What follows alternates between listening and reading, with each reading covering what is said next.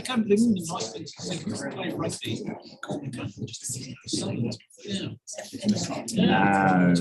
Right, everyone, I think we'll get underway. Welcome to the Safety and Resilience Committee today. We have apologies from Councillor Elliot Weir. I think we also do have an apology from Councillor Tim Mepham. We do. And I think Michael will be joining us, I assume. And an apology for Councillor McCall as well. Oh, and an apology for Councillor McCall. Okay, can someone move that we accept those, please? Okay, thank you, Andrew. Thank you. In favour? Aye. Against? It's carried. Thank you. Public forum. We have speakers in the room for public forum, and also I think we have John Glover Wilkie on Zoom as well. So I'll invite Colin Skur and Simon Parks to come up front here, please, gentlemen.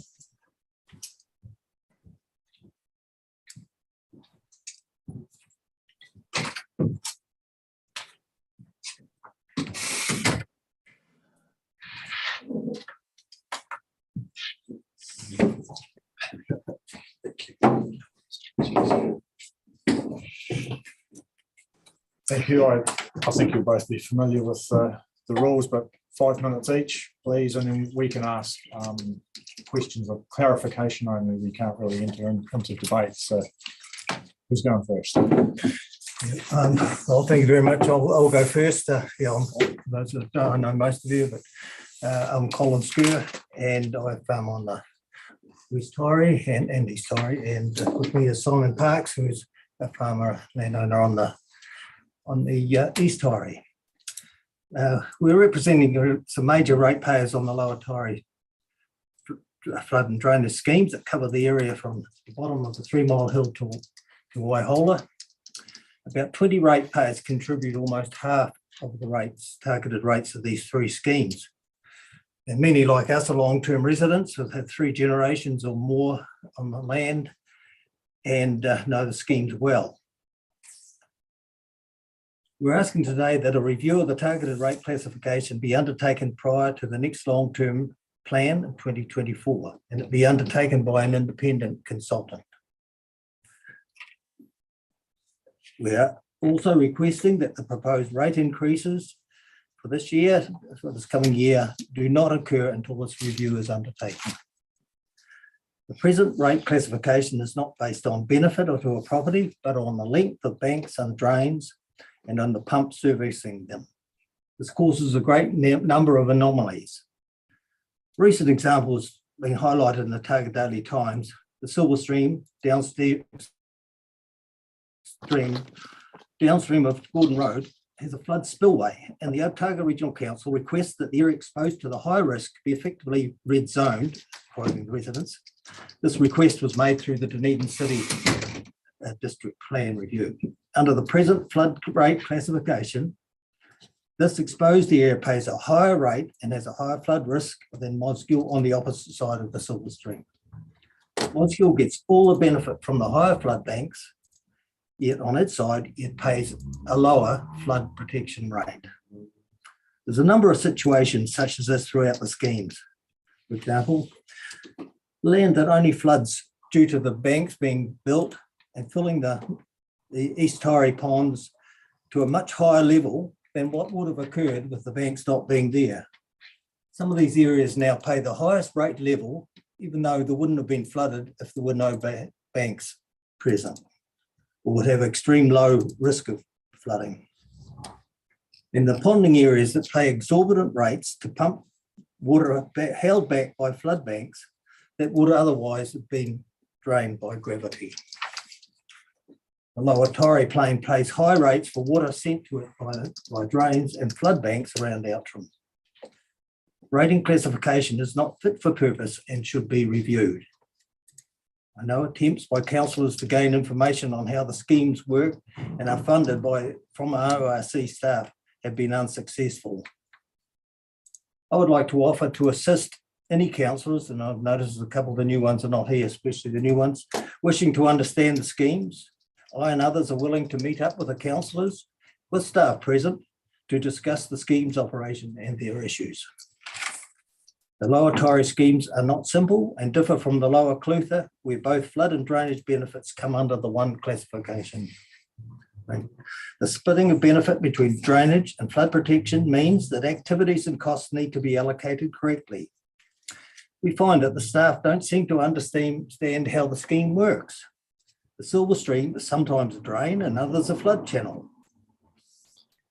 Example of the project in the long-term plan called the Gordon Road Silver Stream Improvement. I found out at an ORC consultation meeting in November 2021 that although the project was to be funded as a drainage work, that it was to maintain the flood capacity of Silver Stream through Mosgiel. This is a project that's been delayed like many and is to be undertaken next year. It's taken an Official Information Act request recently to have this matter corrected. This improvement project has a cost of $250,000. I ask why the transfer between the schemes were not corrected when it was brought to the notice of the ORC staff in November 21. We've had 2 annual plan rounds since then to have it corrected. Do the staff not understand the scheme, or has the error been ignored deliberately? The change of funding from the drainage rate to the flood rate is a major change and should have been consulted on during the annual plan consultation round, as it is a significant change to the current long-term plan. Perhaps the council auditor may pick up on this. The inclusion of this project under the wrong rating classification is referred to as an administration oversight in the Official Information Act response.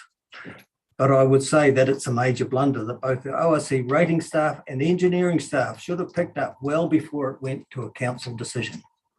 With the ratepayers in East Torrey and ponding areas paying 80 to 90% of the drainage rate, this $250,000 mistake would have put $200,000 incorrect costs funded by 15 or 20 ratepayers in this area. This mistake has occurred before with the replacement of the Viafero stream outfall structure, and the funding at that time was not corrected. With this $250,000 project removed from the East Torrey drainage for 23-24 works program, I see no justification in raising the East Torrey drainage rate this year. My Riverside Road property shows a rate demand of increase of 25.3% this year for drainage. This is completely unsustainable. Why is this rate rise way above what was indicated in your annual plan discussions? It appears staff do not have a full understanding of how the scheme works, and councillors seem unable to get the information they request. We, the ratepayers, are in the same situation with a lack of information.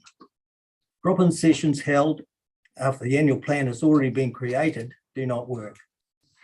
Information supplied at the recent drop-in session at Outram had information that $200,000 had already been spent on the Silver Stream work. And as we know, it hasn't been started yet.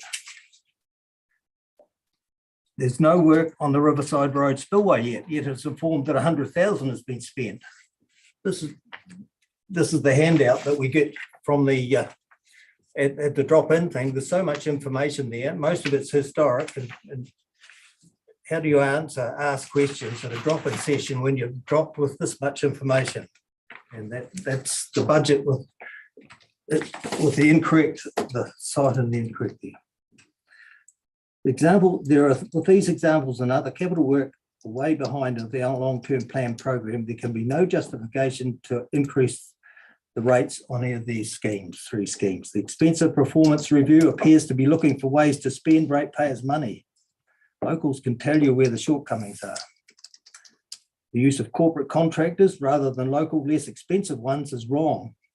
Who will be there when a disaster occurs? It's the locals. We should be thinking of the community's resilience. Many of our questions go unanswered. We need to have a liaison group for the schemes to help the council provide the result that the ratepayers require and the community needs. Thank you. I'll go to Simon.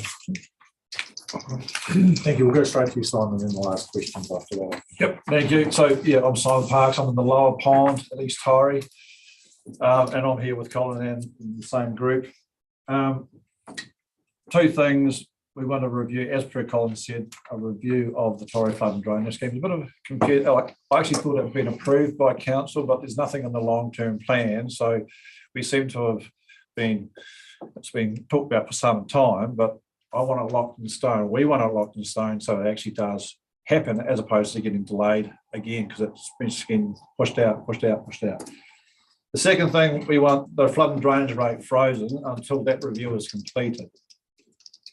Big call, but the current mechanism just is not fair, and it places too much burden on too few people. So it's obviously been to a vote via earlier in the year, Councillor Wilson, and I believe it was tied, but we want that revisited.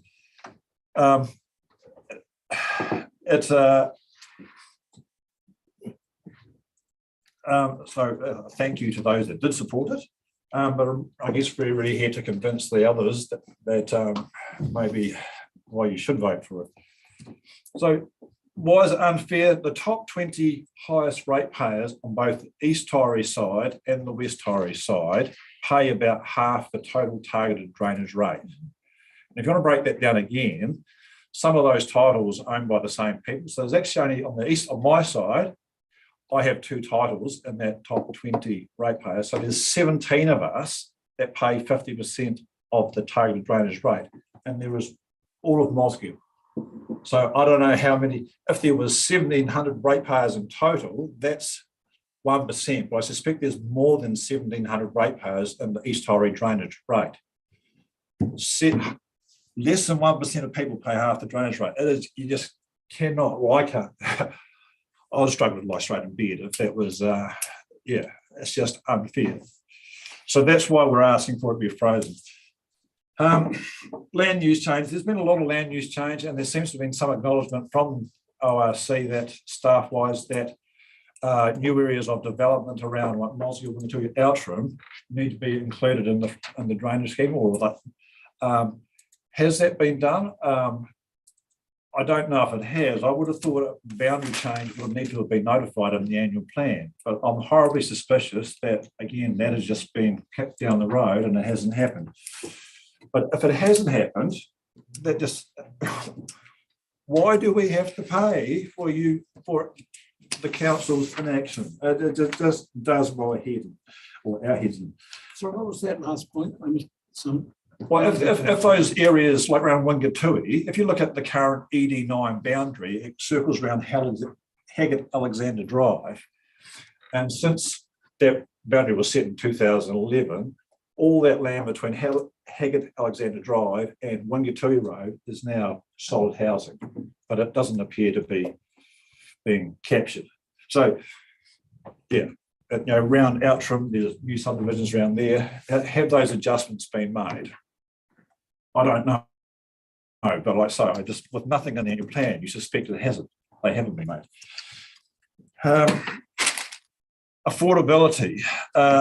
2 years ago, when I submitted the Tonkin Taylor report, hiding in plain sight, had been submitted, and I believe council through maybe local government went to central government and says we need more support for building resilience on the Torrey flood scheme, because and one of the reasons for that was because it was recognised that the existing ratepayer base couldn't afford what needed to be spent.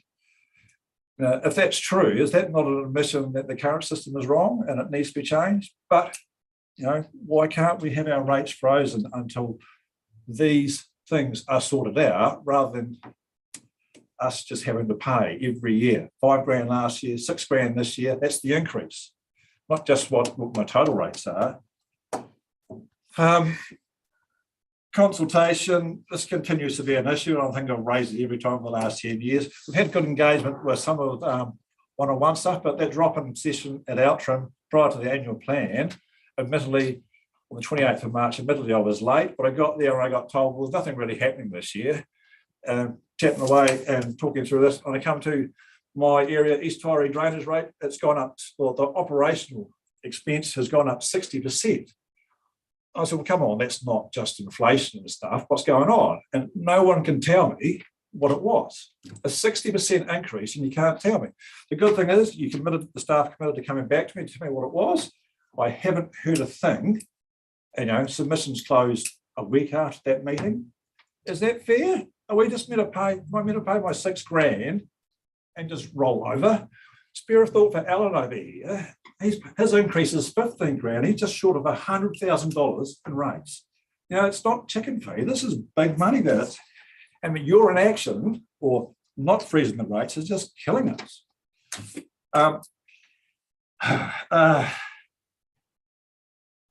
Unspent funding, like Colin touched on it, I believe there is a lot of funding that's been allocated that hasn't been spent. Why can't we just utilise some of that funding that's been allocated? I don't believe we actually have to save that much to create a rate freeze. If we're looking at these numbers correctly, I think it's about 80,000 on the East Torres side and 100,000 on the West Torres side. If it's already been allocated but it hasn't been spent, can we not just, is it really going to impact on the system if we did freeze it? I don't know. I don't think so.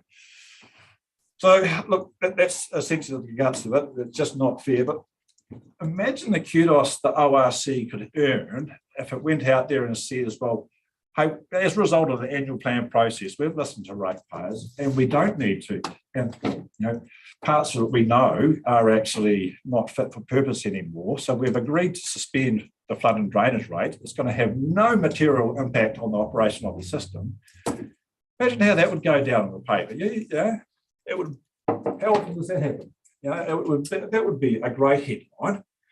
But the alternative is if you don't do it, we're not going to sit around and do nothing. You're going to be ORC continues with rate increase, which it acknowledges is essentially unfair, but it's going ahead anyway. We can't just we aren't going to sit around and do nothing anymore. It's just if we do nothing and our rate increases keep on coming, in 6 years our rates will double. 6 years. So I'll be paying $70,000, close to $80,000. Alan will be paying $200,000. 17 of us pay half the rate. It's just not fair. So, hey, look, like Colin, I'm available to, sadly, some of the new councillors aren't here, but I will make time, any time, to talk to you, explain just why it is. But, it's quite compelling as far as we're concerned. But, it would be greatly received. So if you wish to discuss things, I'm available anytime. Right, thank you for that. We will move to questions of clarification from councillors. I see Councillor Laws has got his hand up. So Michael, we'll go to you first. Right. Forgive me, I am a councillor from the Dunstan ward, so I live in Cromwell, which is a long way away from you. As I understand the problem as you've explained it, and could you just confirm it so that I've got it right? You're saying that in essence, any improvements to the Taieri flood banks and even the maintenance of the existing ones is being unfairly proportioned to those with land bordering it, when a larger number of people, and you've specifically pointed out new housing developments, derive also a direct benefit too. Have I got that correct? Yeah, basically that's correct. Yeah. Okay. Can I ask you, you talked about a $5,000 and then a $6,000 rates increase. What is your total rates, please? And what proportion of that is the flood scheme? I've got last year's, I've got two titles here. One title is 83 hectares, 22,000 total. That's going to 26,000 this year. The flood and drainage rate totaled about 19,000 of that 22.5. That's a very high percentage. Thank you so much. And the other title? The other title, it is 77 hectares, but there's only 38 hectares inside the flood bank. The rest of it's outside the flood bank. So, yeah, it's 7.5. It's about 8,500 out of 10,500 last year, but it's going to 12,000 this year. And that excludes another title that's been subdivided off, but I still won't. I haven't got a rates demand for that one, but I'm picking it's going to be about $1,000 just for the ORC rates for 400 square metres. Of my property of 66 hectares at Riverside, of the total proposed rate of 25,500, 21,000 of that is for the drainage rate. So the drainage rate is a big proportion. The general rate is not significant in relation to the rate demands. Cool. Thank you. That's answering your questions, Michael. Indeed, yes, it did. Right. Yeah, cool, thank you. Just I've got it clear in my head, because there'll be future discussions. The two key things that I've taken from this is you want a rating review and you have concerns through communication / liaison group, reinstating liaison group. They're the key things. I mean, you've said lots of things, but Well, we've talked about liaison groups for years. There used to be one on the West Torres side and got disbanded. There's never been one on the East Torres side. But, of every submission I've made, I've talked about, consultation I've said is a problem. I say it doesn't need to be this hard. It could be a whole lot better if we talked. There's all this projected. I take that as a yes. Sorry? I take that as a yes. Yes, yeah. But all your projected spending, do you know that we actually want it? Because you don't consult with us, we don't even know what it is. But we might say, well, that's actually not necessary. We've had it. I had that before years ago. You said we want to do this, and we said we don't want it, and you took it out of the budget, and like it was $1 million or $1.5 million. That was to do with the Silver Stream and the overflow at the Gordon Road Spillway. From memory, but like I say, you took it out because we said we don't want it. You were going to make the drain, yeah. So but we don't know what you're planning to spend. But we just have to pay our increase every year. Yeah, no, I understand your frustration. I've taken those 2 points down in particular. Okay. That's it. Thanks, Brian. Kate. I just want to tease out, and thank you, I've learned a lot from this. But just thinking about the other ways of doing this. If the increase was funded out of reserves this year and there was a review, and in fact, the end of the review was that nothing would change, that still would give you the equal amount of payment to pay in the long term, essentially. But if we have got it wrong, it would save you having to pay for that this year. Does that make sense? Yeah, well, look, we're not trying to avoid paying rates. Yeah. We just don't think it's fair. And look, if somebody independent assessed it and they said, no, it's absolutely fine, we'll just have to suck it up and accept it. But when you compare this scheme to a lot of other schemes around the countryside and you talk to people, they say, well, yours is really concentrated on a handful of people, and a lot of those other schemes are a lot broader. So, we would just, once that review is conducted, and completed and implemented, in theory, our problems go away. Yeah. Well, a lot of them. I'm sure we're still going to be paying rates. Get worse. Yeah. Well, it could get worse, but I don't think it could. It wouldn't pass the affordability test to get worse, really. Yeah, it's hurting our businesses. Yeah. Kevin.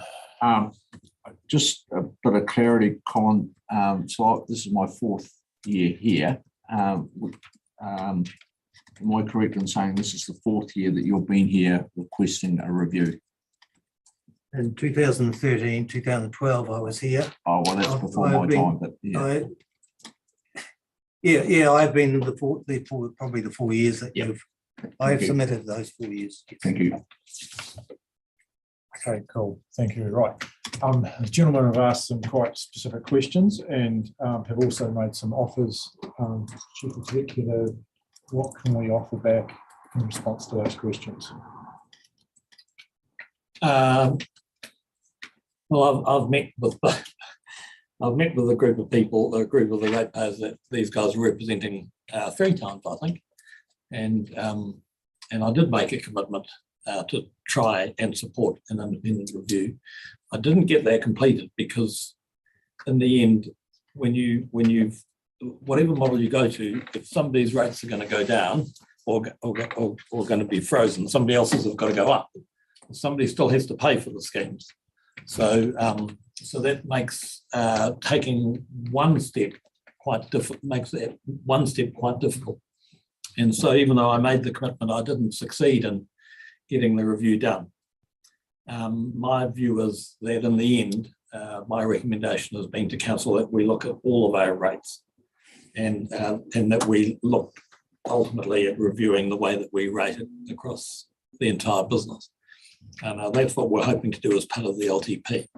And obviously, I won't be the chief executive during most of that consultation. So Richard is picking this up, and Richard has already met with the group of ratepayers.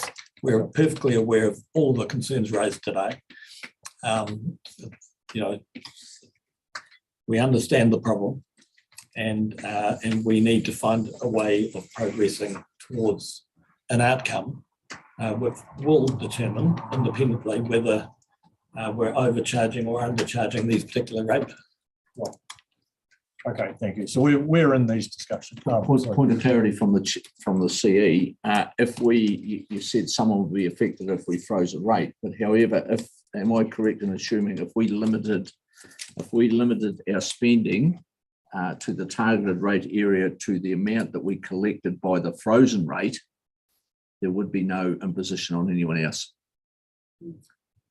So if we collected $100,000 and we only spend $100,000, there's no need to rate anyone else any additional while that rate is frozen. I mean, that would seem, I mean, I heard that point that was made in the submission just now.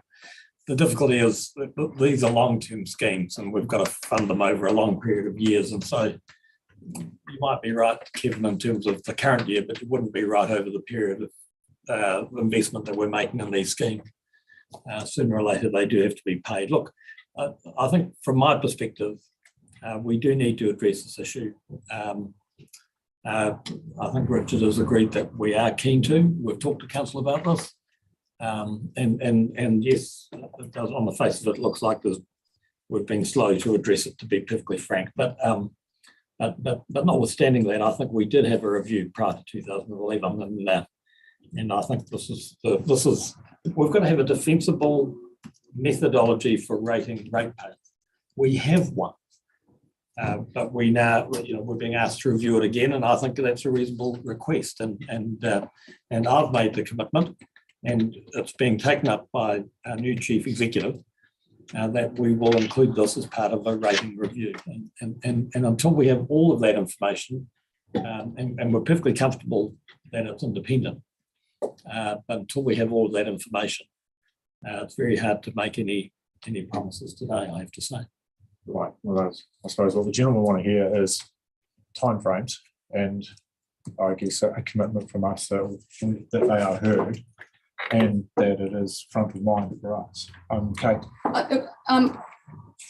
For those who can recall back, I didn't okay the annual plan as we went out because I was concerned that we didn't indicate at a very nuanced level what the rates rises were individually, and we hadn't cast our minds over whether it looked fair and reasonable, which is our duty. In that context, I am absolutely gobsmacked to have presented figures that are talking, I think someone said 25.3% rate rise. I don't care, and I want to understand in context of we've got a meeting tomorrow. I'm wondering who I can address to get some information for tomorrow's meeting or the 24th of May about the prudency of carrying on with something that is substantially higher than that we weren't aware of, which is a significant increase, I think, in the rates. Does that meet a significance criteria, or is it just what was messaged? Because I understand this is quite higher than what we messaged. We're in the happy to LTP. discuss this Yeah, tomorrow. that's right. We can't I think discuss it. I just want to foreshadow it. Yeah, so no, I think, thank you for coming in. Your message is definitely heard. Certainly amongst council, we'll make sure that your offers for councillors to come and meet with you are passed on so that they can take up that offer. And yeah, it will be front of mind for councillors. So Thank you very much. Thanks very much for your time. We can only hope that we have had some impact. Thank you. Okay, we need to move that standing orders will be extended. Thank you. Thank you. Councillor Noon, and we're second for that, Councillor Robertson. All in favour? Aye. Against, it's carried. Thank you. Right. John, can you hear me online there? Yep, loud and clear, thank you. Right. Thanks, John. Floor's yours. Yeah, good afternoon, Chair and councillors. John Glover, I've lived up at Kinloch at the head of Lake Wakativu for the last 20 odd years. And I'm speaking in a personal capacity today to item 7.1 on your agenda that you'll be considering shortly. And I'd like to open by making members aware of a GeoSolve report from 2016 commissioned by the QLDC in respect of options for keeping the Kinloch Road open. And for those of you that don't know, the Kinloch Road goes from the very telegenetic one-lane bridge, the Dart Bridge, down through the hamlet of Kinloch to the Greenstone Caples access area. And it's quite fundamental in linking the communities up with the route burn as well.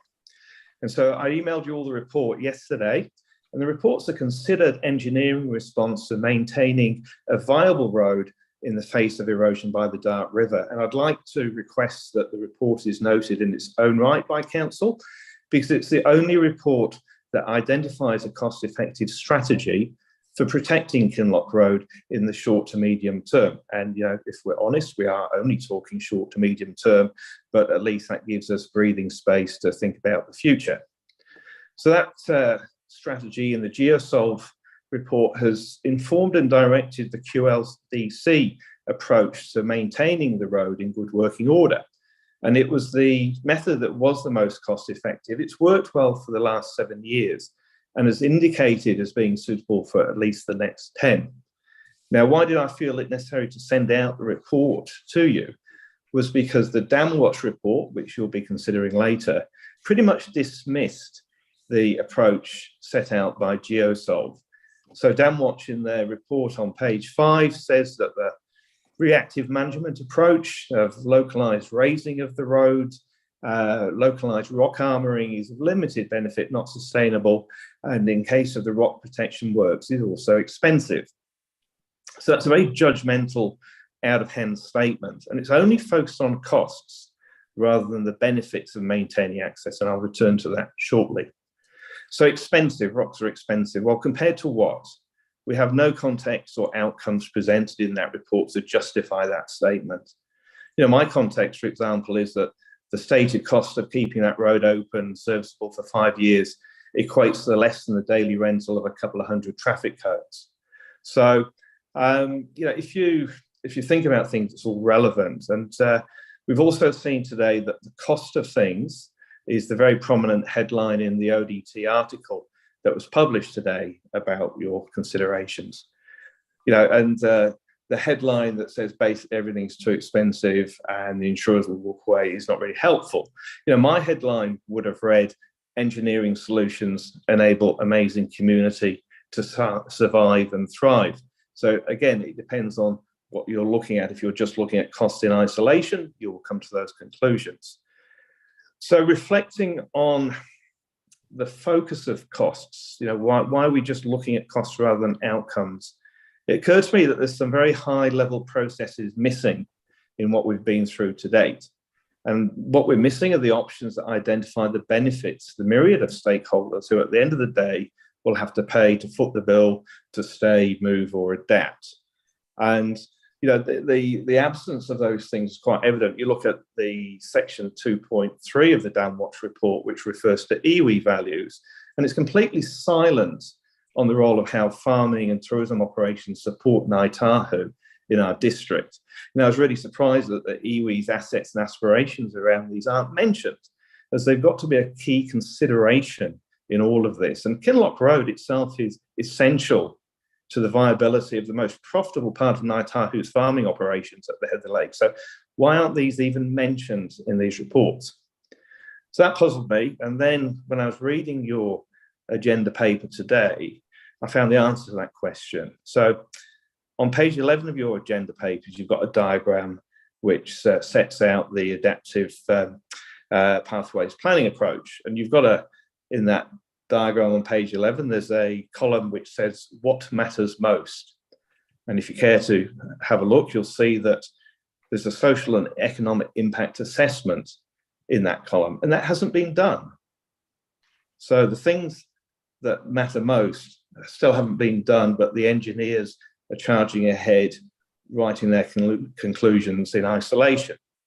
So it seems to me that because the process is incomplete and out of sequence, we have got engineers making their assessments on our behalf of what is worthwhile, what is expensive, and what should be done when we have got half of the process missing. I cannot overstate how important good process is in a project like this. And at the end of the day, we like to see some extremely impactful outcomes for our community falling out of this adaptation project. So it really worries me that the quantification of social impact and the economic impact seems to be less important than the need to state that rocks are expensive, whatever that means. And it also worries me, quite frankly, depresses me that the ORC choose to send out a media release about Glenorchy with images of red zones, collapsed houses and cars sinking into the ground, whilst pointing out that the best options are impractical and unaffordable, and the cheapest may not meet consent requirements. And I'm not sure that's how you take a community on a collaborative journey with you. So I'll leave you with that thought, and I'll thank you for your attention. I hope that when you consider this item later, you might be minded to amend the decision before you.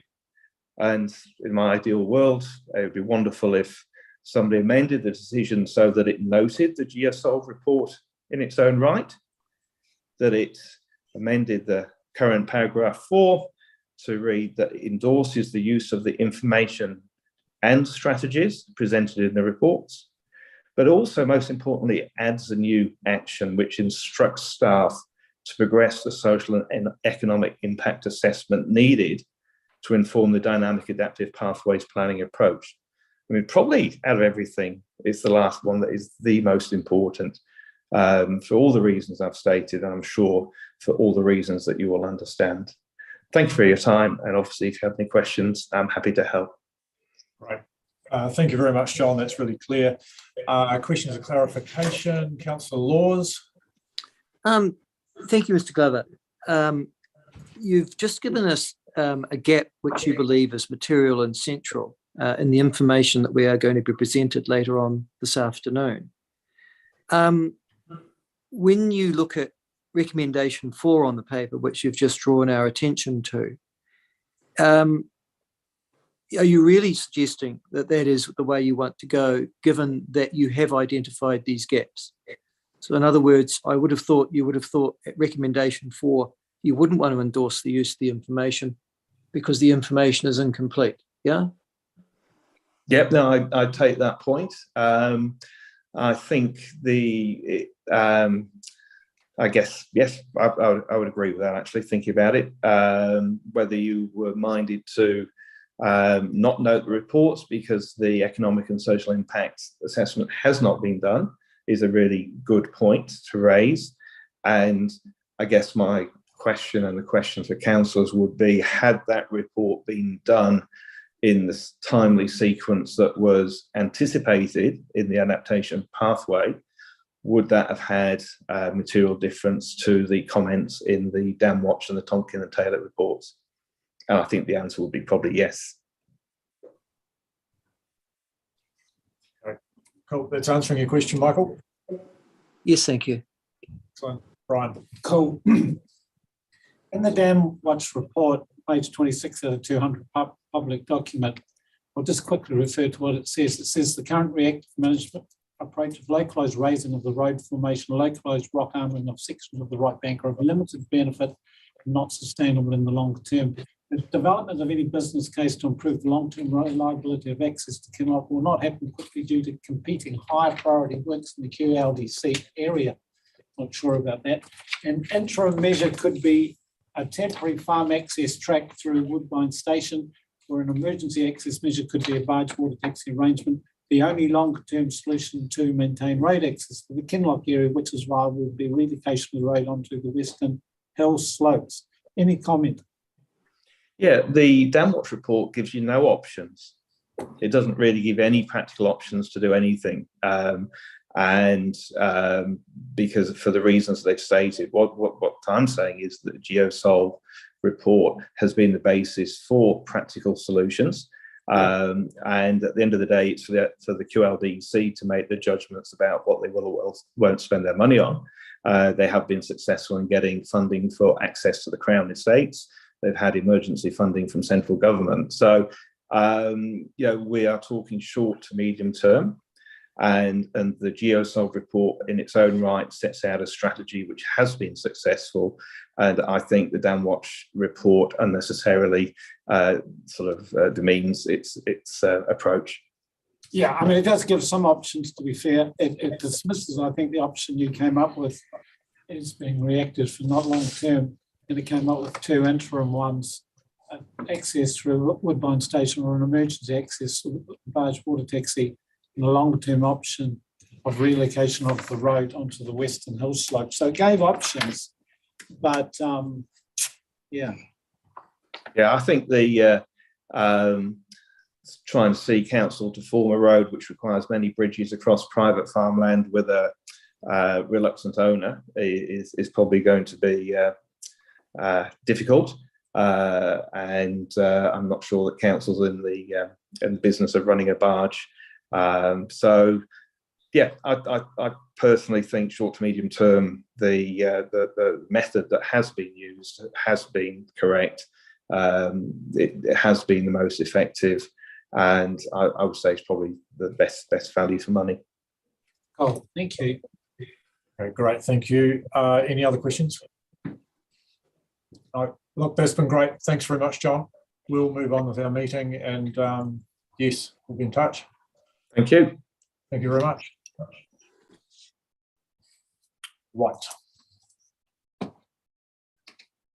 Okay, we will return back to our agenda, and confirmation of the agenda. We have no changes, so I understand.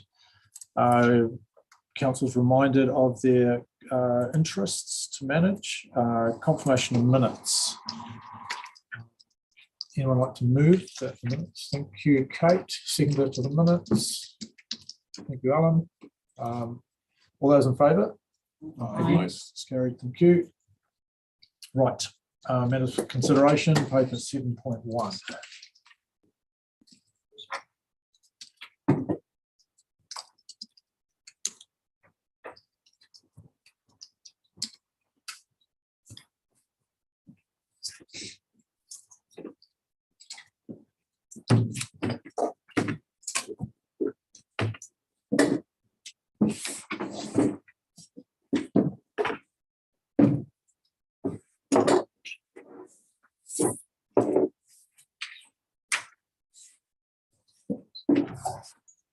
Okay, welcome, Gavin, John, Luke, and I think Tim Brees. Yep, and also we have Mike Jacker online. Correct. And we should also have Dr. Grant Webby from Damwatch. Dr. Grant Webby from Damwatch as well is online. Patrick is Patrick's standing in. I don't know. Right. Just Oh, here we go. Okay, cool. Rightio. Big paper. Thank you. Maybe we'll just hand it over to yourselves and we'll get underway.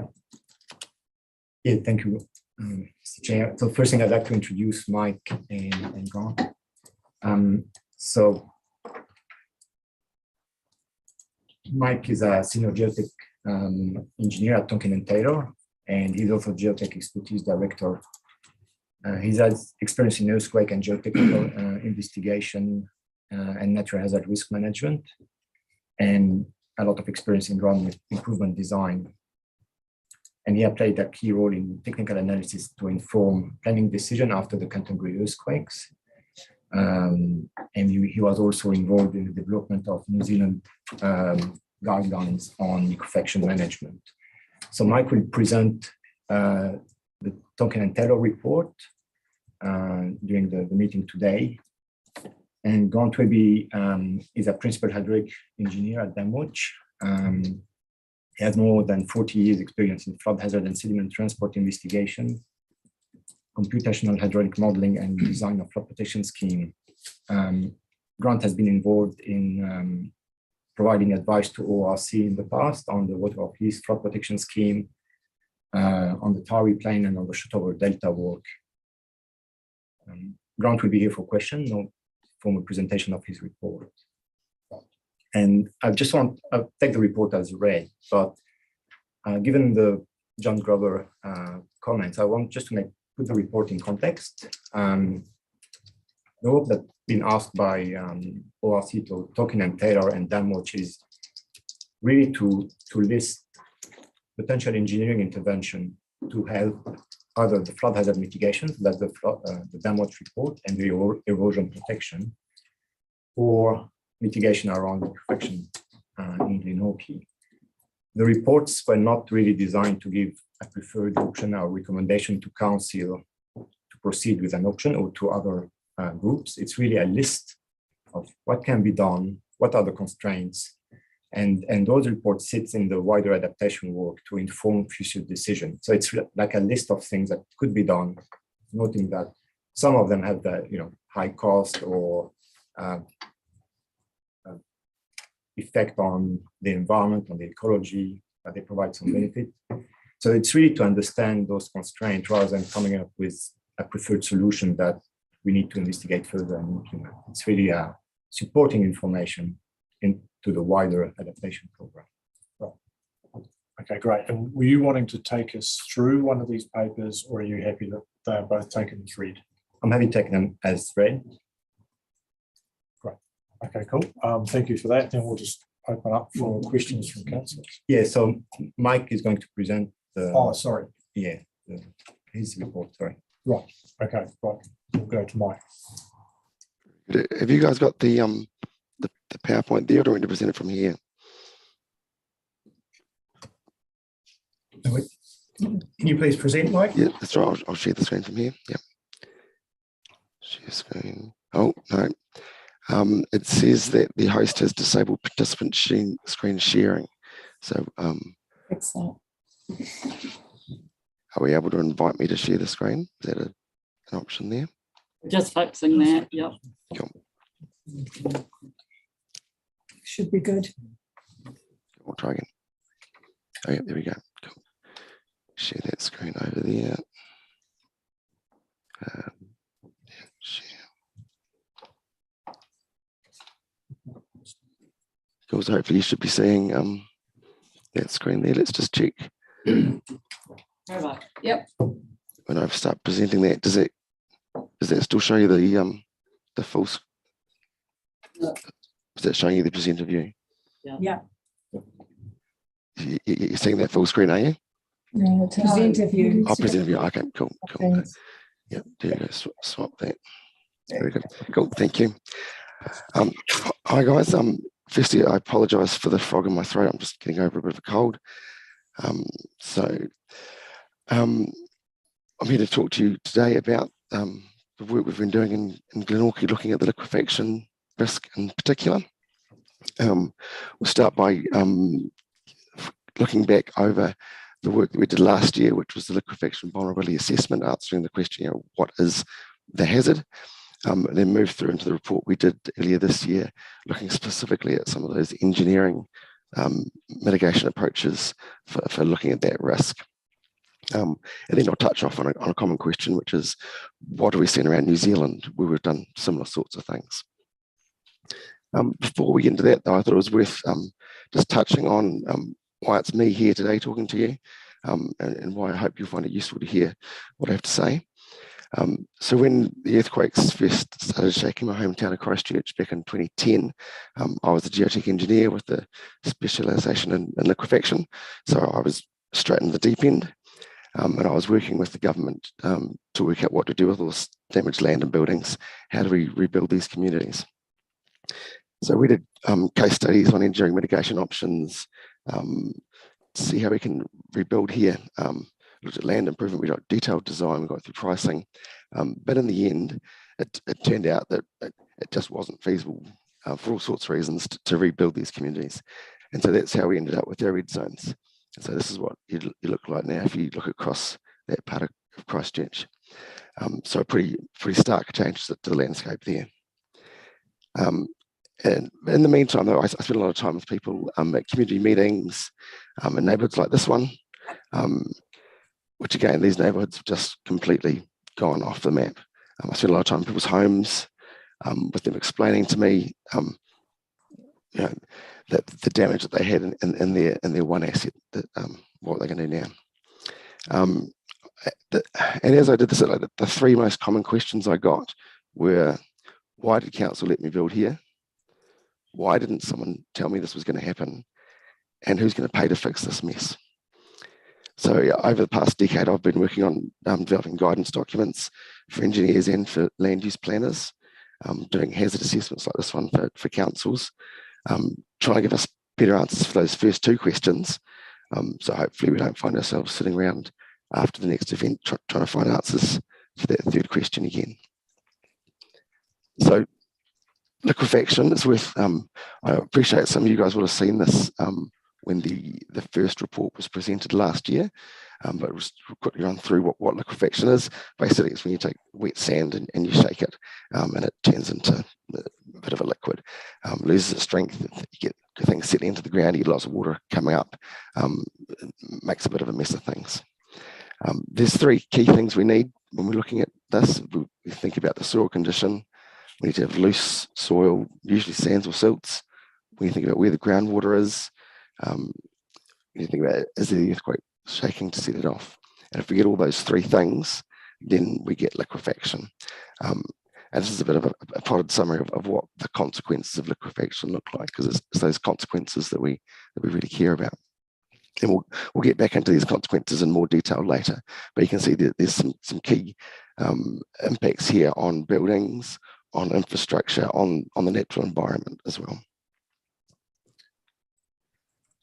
It's also worth, I think, touching on the regulatory context, and without telling you how to suck eggs here, what the job of councils is, but also how we've seen over the last decade a real increasing awareness of natural hazard risk.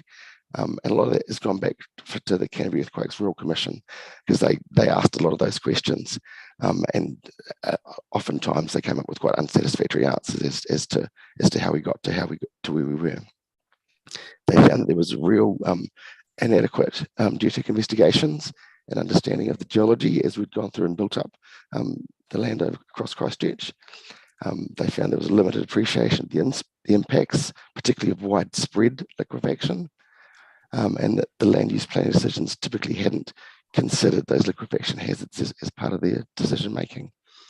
On the engineering side, they found the foundations hadn't been designed for liquefaction, so you ended up with poor foundation performance, damage to the buildings. And one of the tragedies was we had lots of buildings where the superstructure, that the above ground stuff was actually pretty fine, but we had all these slabs that were broken in half, and you just couldn't put it all back together again. So you're demolishing otherwise repairable houses because the foundations just weren't fit for the job.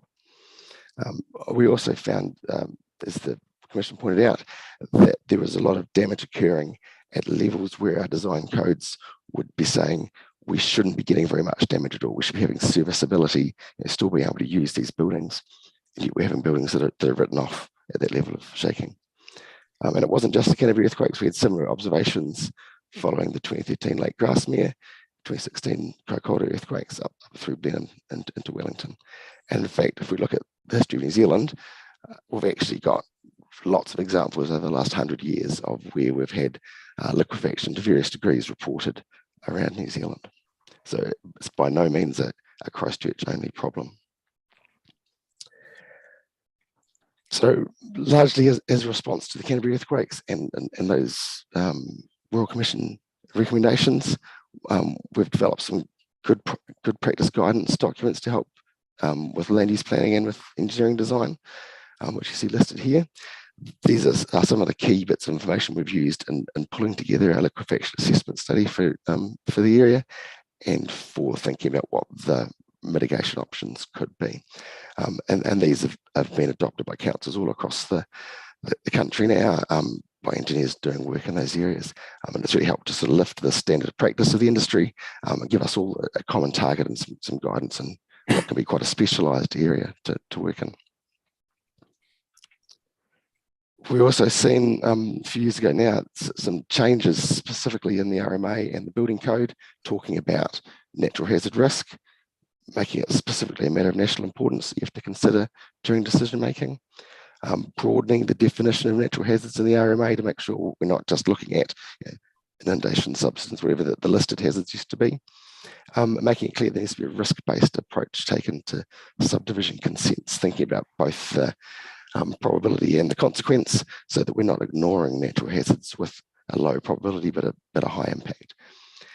And also some changes to the building code. This B1AS1 is the standard that's used for design of most residential homes, and they changed the definitions of good ground in that standard to specifically exclude any ground that had liquefaction potential or lateral spreading. So certainly there's a tide turning here, and this is the direction that everyone should be seen to be moving in.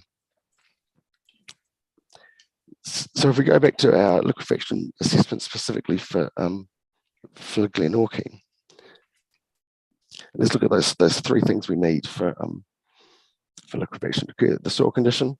So we've gone and done some ground investigations across the town. We get results back like this. We see the core, pull it out of the ground to look to see what sort of materials we've got. We do some analysis on that, draw some cross sections, and you see this sort of cross section you might expect. We've got the hills coming down out the back, and then these delta deposits that have been laid down by the river as it spills out into the lake. And of note is that this, you can see my mouse, but this drop off into the lake here is about 20 metres, so quite a significant edge to all of this. And this material has been deposited there loosely by the rivers and the lakes over many years. So we've got loose to medium depth sands. That's the first tick of liquefaction. Moving on to groundwater, we do monitoring through those investigations to find out that across most of the town, no surprises, that the water's close to lake level, and that's usually about 2 to 3 metres below ground surface. So we've got shallow groundwater. That's another tick on our liquefaction hazard. Earthquake shaking, no surprises. The Alpine Fault is located about 40-50 k's to the northwest of Glenorchy. We've got very strong shaking expected, and in particular, that Alpine Fault event, which has got something like a 75% chance of occurring over the next 50 years, so we're told. So that puts something else into the mix there as well. So we can be pretty confident strong shaking is likely at this site. So we have got liquefaction, and this is the sort of analysis we do to show that, which is as we increase the level of shaking, we get more and more liquefaction occurring. And it's around about this 50 to 100 year level of earthquake shaking where we start to see most of that liquefaction kicking in. And we're seeing it's going down to depths of we only test down to 20 metres, it's going down at least that far. So the result of that was this liquefaction vulnerability map, which uses a standardised system that we use across the whole country to describe the liquefaction hazard. In particular, we've got this area within a couple hundred metres of the lake edge, which is our severe or a major lateral spreading area. And then back across the rest of town, we've got high and medium liquefaction vulnerability, but without that lateral spreading. And then as you get to the higher land up here, the liquefaction hazard drops away. So if we just look at what we see in areas that have got this sort of liquefaction damage, we've got the major severe lateral spreading. This is the sort of thing we saw in most of these are in Christchurch. This one here is in Kaikoura. But really big displacements that can be quite damaging. But people sometimes say to me, well, nobody got killed in houses that collapsed due to lateral spreading in Christchurch. And that's true. But you look at pictures like this one, that wasn't because of good design. That was because of good luck. That was about it. In those areas away from the lateral spreading, these are the sorts of things we see. Lots of sand coming up, lots of settlement, lots of cracking, damage to infrastructure. Here's a substation that's sunk into the ground. Even one of these manholes in the streets popped up out of the ground.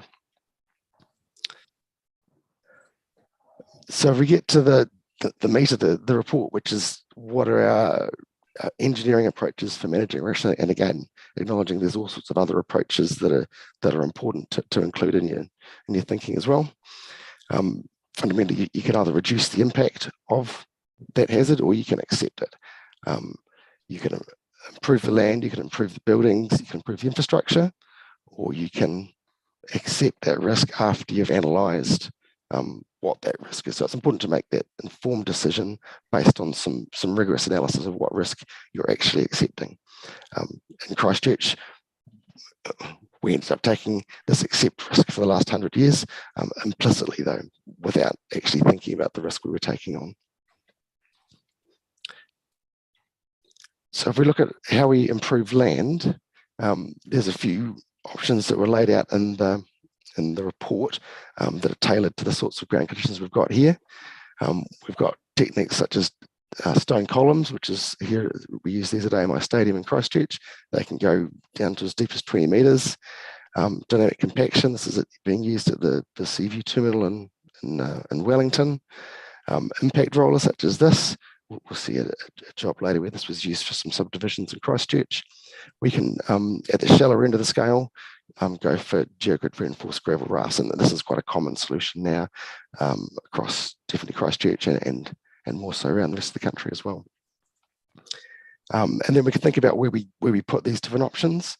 A lot of the options in the report have this strip 30 to 40 metres wide along the edge of the lake to try and hold back that lateral spreading. That's the most damaging part of the movement we're trying to hold back. But we can also think about, do we only put improvement under new buildings? Do we try and get it under existing buildings? A lot more complicated. Do you try and improve the whole town? These are all options you can do for mixing things up.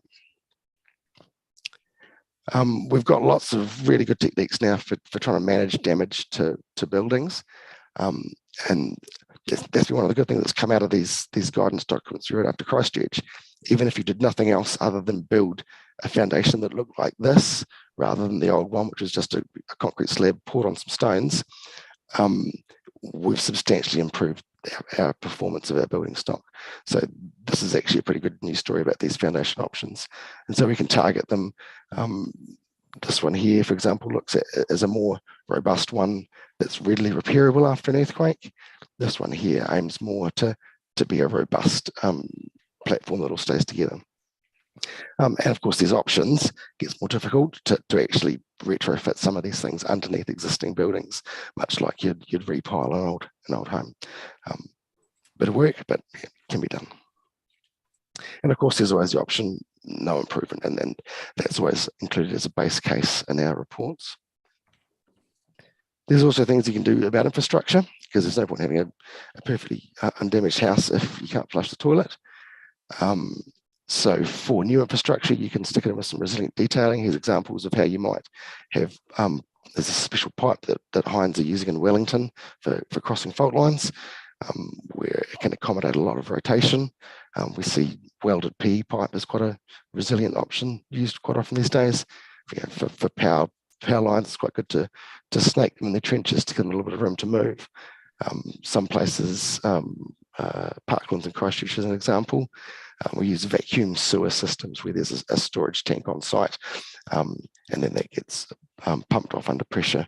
So it gives us both a storage and a mechanism that's not susceptible to changes in grade. So there's some options there as well. And then in the report, you'll see we've looked at lots of different ways you can arrange these across the town. But fundamentally, what drives it is the predicted current vulnerability. And so we'll see in areas where we've got a higher lateral spreading hazard, we'll tend to go for more robust options. The way these work in the report is that the most robust options are up at the top here, these option A's, which, so for example, put ground improvement under the entire town, through to the least robust options there, option G, which in this case is put a gravel raft underneath only the new homes. And also in the report, we address both new and existing over in this main suite of options, but over on our alternate series, these are the same options, but only applied to new development. So it gives you a chance to bring it in more incrementally.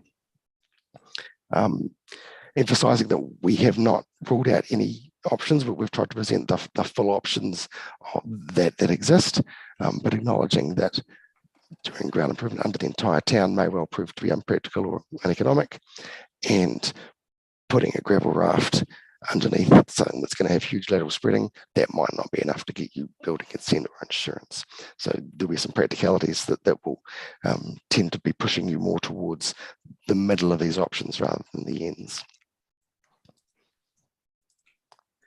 I won't get into much detail on this other than to say it's in the report.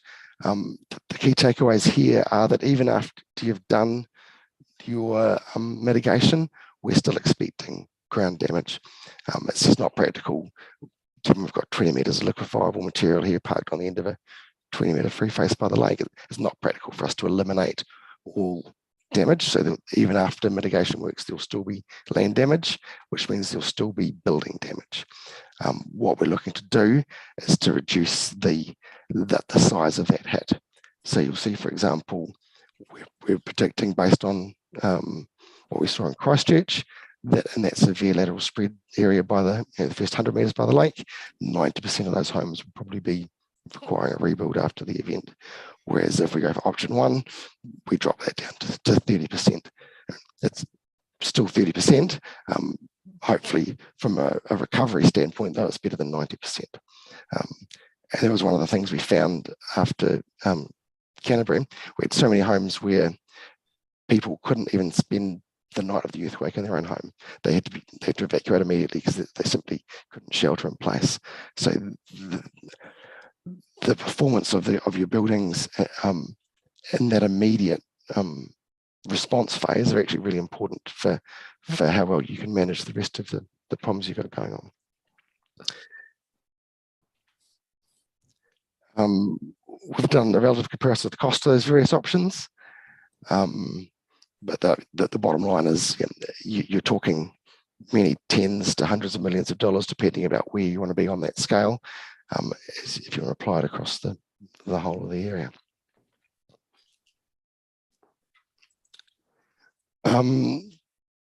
All of that probably sounds a bit grim, and you might think that there's no way anybody would ever do any of this stuff. It sounds pretty expensive and difficult, but it does happen. So here's 3 examples I've picked out of where it's been done. Pegasus Town, which is north of Christchurch, before the earthquakes, they were doing a man-made lake, a commercial centre and some houses. They put that effectively that stone column treatment around the lake edge and underneath their commercial area to give it some resistance to liquefaction. And they did that mostly because the Waimak District Council insisted on them having a performance standard of no more than 100 millimetres of movement. And so they went down to as deep as 13 metres with that treatment over 8 hectares. This one here is Preston's Park north of Christchurch. There they used that impact roller to compact the top 3 metres.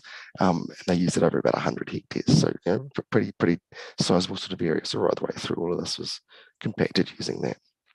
And this is what we've got on the go at the moment in Kaiapoi, north of Christchurch. So for context, just over the other side of the road here is the red zone. So we're right in that sort of ground. Here they've got stone columns along the edge of these streams. They've got a fill platform, gravel fill, some geogrid reinforcement underneath the homes. So they did that over 40 hectares. They put that fill treatment in there. We use these techniques all the time on major projects. Here we've got Christchurch Metro Sports, where we've got 4 of those stone column rigs going across a site that's 2 city blocks in size. Here's the Canterbury Stadium that's currently underway. Again, it's got stone columns over 2 city blocks. This is the Tauranga Bay Link Expressway, where we've gone with a different sort of technique which is sort of cementing the soil into these grids, but they did that underneath these major bridge abutments and approaches. So it's techniques that are used all the time on major projects, used all the time on greenfield developments. Probably our biggest challenge in this instance would be how you go about using these on areas of existing development in your township. So that's all I had for that. Is there any questions or any other comments from Jean-Luc and company? Cool. Andrew, thank you very much, Mike. We'll move to questions. Andrew. Thanks, Mr. Chair. I just want to pick up on that last point you made, Mike, the techniques that were used at Pegasus Bay and the various other techniques in a greenfields scenario. You said, the challenge is trying to incorporate them into a brownfields development. Has those techniques, or have those techniques been incorporated in any brownfield development that you're aware of? So we were very close to doing it. So after the September earthquake, we had that ground improvement designed up for Kaiapoi, north of Christchurch. We had the designed, consented, we'd gone out to tender. The tenders were due to be received on the 24th of February, and then the earthquake happened on the 20th of February, the second earthquake, and that changed the story, and at the end it didn't happen. But Waimak Council have done a great job up there of actually coordinating with all the local, all the homeowners, coordinating who moves out when. They're going to do it in clusters. They had all the logistics worked out about, you'd move out for 6 months, we'd improve your bit of land, you'd move back, you'd start building. They're all staged out. Like it was an immense logistical exercise, but they had managed at least the planning part of it. That's probably the closest I could think of doing it on a community-wide scale. Thank you. Sorry, just looking at my list. Kate and Brian. Thanks, Mike. Look, this stuff is inherently interesting, and you can go down and want more and more information. Instead of one of your earlier slides, it was before the power liquefaction works slide about regulatory stuff, and you gave a whole lot of examples just before that one, and I think it's two. Yeah, these ones. I think there were 2 slides with the regulatory context, or one ahead of that. That one, and those issues. And I just want to get clarity because it's about our role here. And I agree, and I understand. I've read the report says section 30 and 35. This could come under that of the RMA. But all of these matters are now ones, and you said that they've been adopted by many councils. Is that TAs or is it regional councils? Because I'm struggling to understand our role in finding any more information or doing any more work on this. Yeah, it's getting taken up a bit by both. We find some regional councils, because as I understand it, the role of the regional council is to decide how natural hazards are going to be managed, and in some cases they might choose to manage them themselves, or in some cases they might choose to tell territorial authorities that they need to manage them. And so, for example, Western Bay of Plenty, they've taken quite a lead role in coordinating the districts under their control. And so they've helped them all sort of get together and do a combined hazard study of their area. Others, such as, for example, Christchurch, are big enough to do their own district themselves. And because Christchurch City's got it in hand, ECAN doesn't take a huge role in liquefaction stuff other than sort of making sure that similar things happening in Timaru. But certainly we're seeing a lot of councils at that TA level where they need to be issuing resource consents or building consents, wanting to have good information about liquefaction so they can make sure they are in fact issuing those consents on reasonable grounds. It's a question I'll take up with staff later. I will try to follow that up with staff now. Just understanding. I'm just understanding. It's great stuff and really, really interesting. But we have a role, I think, to identify these things. But once we've identified, and this is about the recommendation that says we're going to do more work. I'm not understanding that, because I think we've identified there's a real risk here. How that's managed now, I would have thought it's a TA issue. And, you know, at what point do we stop, or are you now saying under the FDS we have a role here? Because I'm not sure that this area is part of the FDS, maybe it is. I'm, you know, we can keep on doing work, but I'm not quite sure what we're looking for now. So one of ORC's functions is to control the use of land for the purpose of the avoidance or mitigation of natural hazards. Yeah. This is squarely in our camp. Yeah, so we've identified it. No, control. Yeah, Our so role is to control. yeah, so that's about us making rules. Is it about us doing more work investigations? Most regional councils do this, all regional councils do this type of work. So it would be unusual for us not to do this type of work. Oh, no, I'm not saying that, but why do we do more of this on this site when we've identified it? Is the question. We're the only, in terms of how you manage it, regional councils are the only ones that have the ability to extinguish existing use rights, for example. So if you get to the point where you're in a vulnerable community and you want to influence the way that the land use planning works, that's a lever that only regional councils can manage. Therefore, there's a responsibility on us to have that information to enable us to do that. I'm not quite sure of the distinction you're making between where you draw the line. So part of what we do as a regional council in terms of planning is influence TAs through the RPS, but the RPS also has responsibilities for us in terms of what we do and how we manage natural hazards. I was just trying to look them up while you're asking that question, but I didn't quite get there in time. And then also in our consenting function for the activities that we have rules over and grant consents for, we do have to consider the management of significant risks from natural hazards. So it is something we consider in the consent applications that we grant consents for. So not for building consents that TAs do, but say for some of those land use consents that we grant as well. No, I understand all of that. It's that next work that I don't quite understand. Maybe I need to understand what is being intended to be done under the subsequent work things, which have got 55,000 plus a lot of work from staff done or some work done from staff. I don't understand that, but I think we've clearly identified an issue. So maybe I can help, Mr. Chair. Council has previously committed through long-term plan to develop an adaptation strategy with the community and stakeholders for the head of Lake Wakatipu. And the LTP has that been completed in June 2024. What started off as a strategy mostly focused around climate-related hazards has now been extended to include liquefaction because of what we have learned through the course of developing the strategy. So the immediate milestone is really to get to that point of a strategy. In terms of implementation and who might do the kinds of things that Mike has talked about, if they happen to be part of an implementation package, is really a future discussion involving other people. And at the minute, there is no legal obligation for this council to fix the land ahead of an earthquake. Yeah. But we do have an obligation to ensure that there's a process of thinking through what the options in response might be, which include tools like regional plan or physical work or physical works or other things. But those are future things. That's good. I've got Brian, Michael, then Alan. Yeah, Cole, I was going to ask the same question, but maybe just fleshing that out to the next step. Just to comment, Gavin, like Glenorchy, where does it sort of sit in terms of our hazards around the region? Like, obviously we've got South Dunedin, we've got Glenorchy, we've got other hazard areas.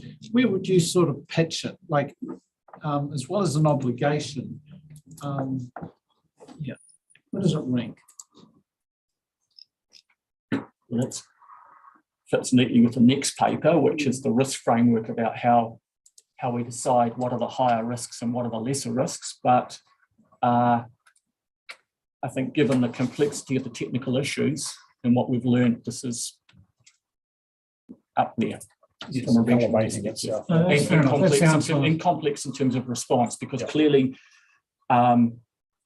the decision-making around how to respond to liquefaction can't be considered in isolation from the other hazards, particularly the Dart and the Reese River. So there has to be a consideration given to the whole package and what the interventions might look like that would deal with or have regard to all of those hazards. Thank you. Okay. Sue, thank you. Michael? yes, I guess can I just say, I don't think in all the time I've been on the Otago Regional Council, I've ever been so depressed by a report in my life. This is very salutary, the reports from both Tonkin and Taylor and Damwatch. And I feel very sorry for the people who live in Glenorchy. I assume that we're also, when we consider this report today, we're looking at the Damwatch report and the summary and conclusions that are attached to it, yeah? Yep. Okay. There are a number, in the summary and conclusions of the Damwatch report, there are a number of suggestions which have been raised to a certain extent by Mr. Glover in his opening public address to us today, that it seems to me need a bit more work. For example, if I take you to 7.2, Glenorchy and the Lower Reese River floodplain, what immediately comes out of that is that there is a suggestion that there is no solution. And that continues through a number of these options as just being impractical or too expensive, or there isn't an engineering answer or something like that. That's why I'm a bit depressed. And I'd certainly be depressed if I was living in Glenorchy. Going forward, we inform the Glenorchy community of what we've got. I certainly endorse the strategy we've taken thus far. But I guess my question to the experts and to our own staff is, we will have presumably shared this, or will have by now anyhow shared this information with the Glenorchy community. The difference is that we're not declaring green fields as being at risk, but this is built up areas already with significant real estate on currently. What happens next, please? I mean, I know you've said, well, it's going to the long-term plan, but some of these summary and conclusions already outline or reject particular solutions or advance others. I'm not sure that we're going to get the opportunity to discuss those today in any detail.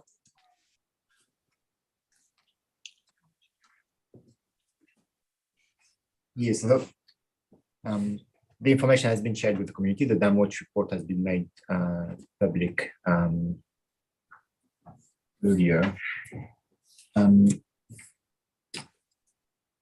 To respond to the question around next steps, so we're doing more investigation on some of the intervention in the river in terms of better understanding the what can be done for example, around the Reese River, and that's to inform the strategy development. The other step is we're planning an engagement session with the community to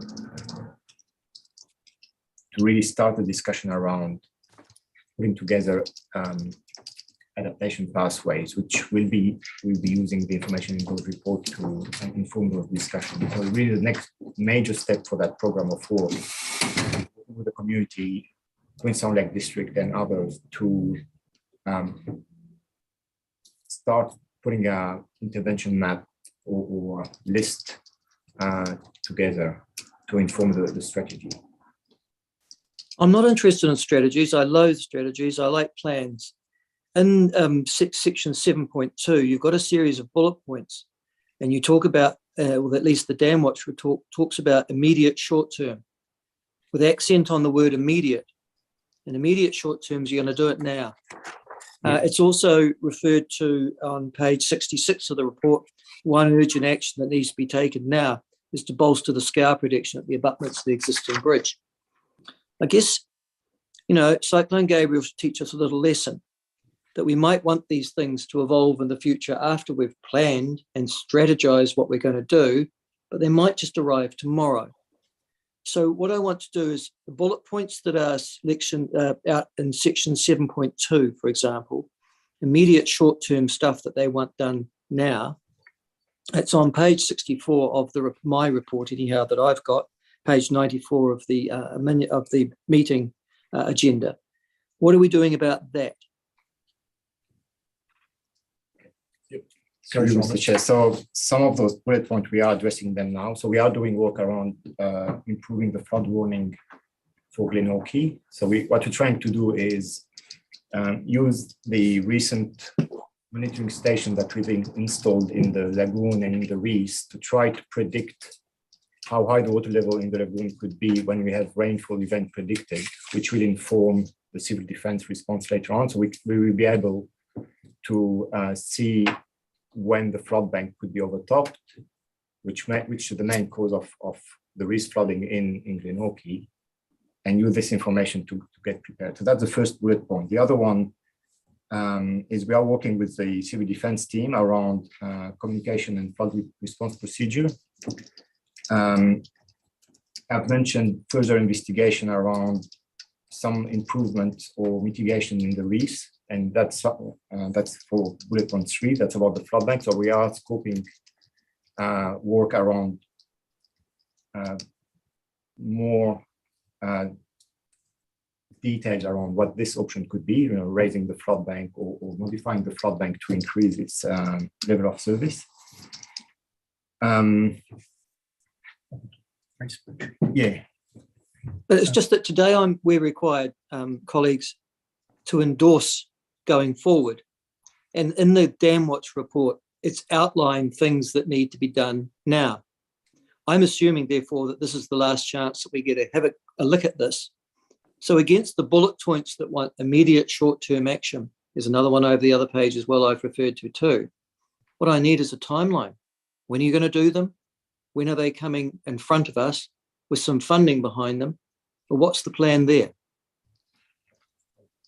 So just to talk about the question on the Reese Bridge. So the District Council have been leading a technical optioneering assessment, which is near to completion. So all of those bullet points as next steps have been taken up by the District Council, and that technical assessment is well underway. We'll finish shortly. Okay, thanks. The rest of them? The rest? Where's the timeline on the rest? John Luke just outlined those. On the flood. No, he hasn't. No, all he's done is he's talked. He's waffled. He hasn't given me an answer as to when this is going to be done by. So basically, in summary, those actions are happening, and we can come back to you with a time frame specifically on each of them if you want. But my response was, we've taken into account Dam Watch conclusion and we're actioning them now. It's not planning for them. Some of them are underway or nearly completed. So we can come back to you with a firm time frame for those immediate action for the short-term list in the Dam Watch report. That would be good. Okay, right. Thanks, Michael. We've got Alan, Alexa, then Gretchen. And Kevin.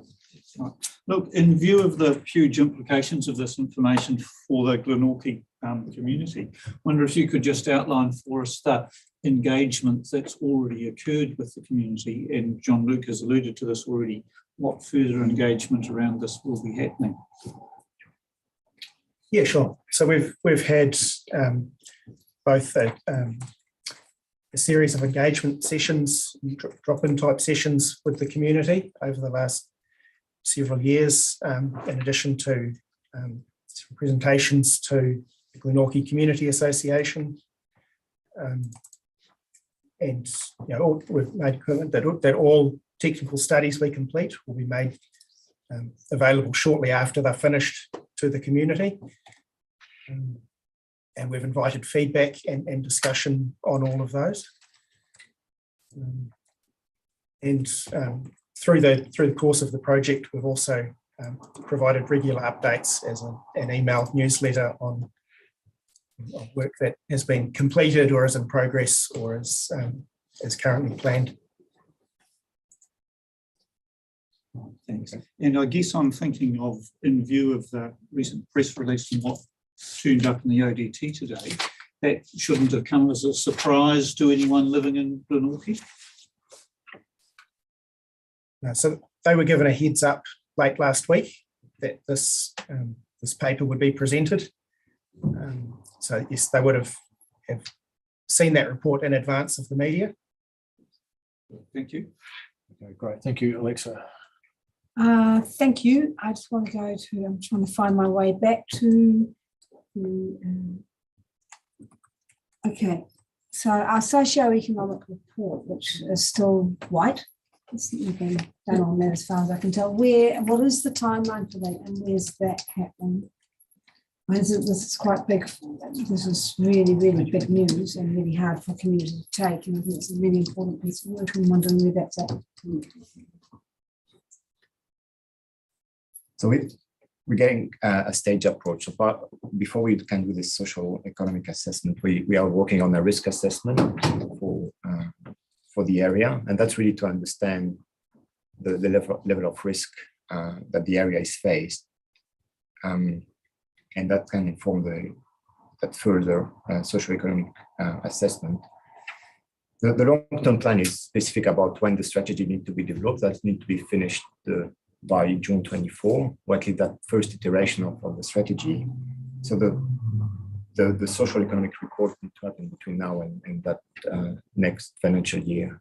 And the next financial year. So what we're receiving at the moment are the pieces of a puzzle that are coming together. Yes. And the social and economic impact assessment is to come.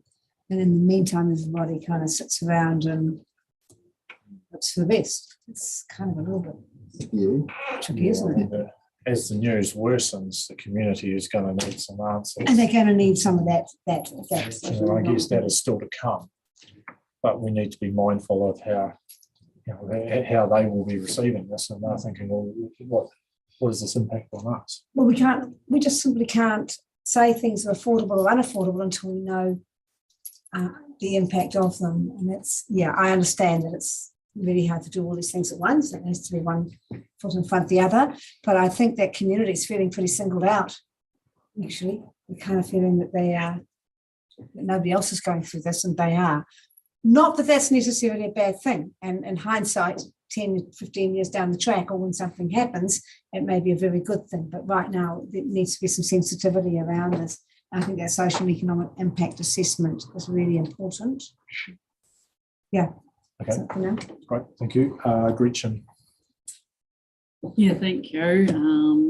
I agree with the sentiments that this is a really, really challenging situation, and we understand that, and that's why we've actually gone into this area and done this level of work.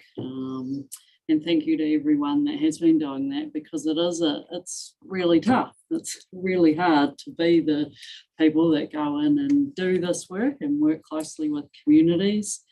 We've made a conscious decision to be involved in dynamic adaptive pathways planning. And that is regarded as a best approach. So the reason why we want to do it that way is because it works every step of the way with community and enables community to be part of the decision making, armed with enough information to be able to do that. And as everyone said, that does take time. But shying away from that process is not where we're at. So we are taking the time to understand, are there technical solutions? What are the hazard risks? And actually they're really significant, aren't they? Really big. They are significant not only for flood, but for earthquake and risks associated with that. So overlaid on top of each other, that is not good. So I think Michael Laws was talking about, we're going to have action plans.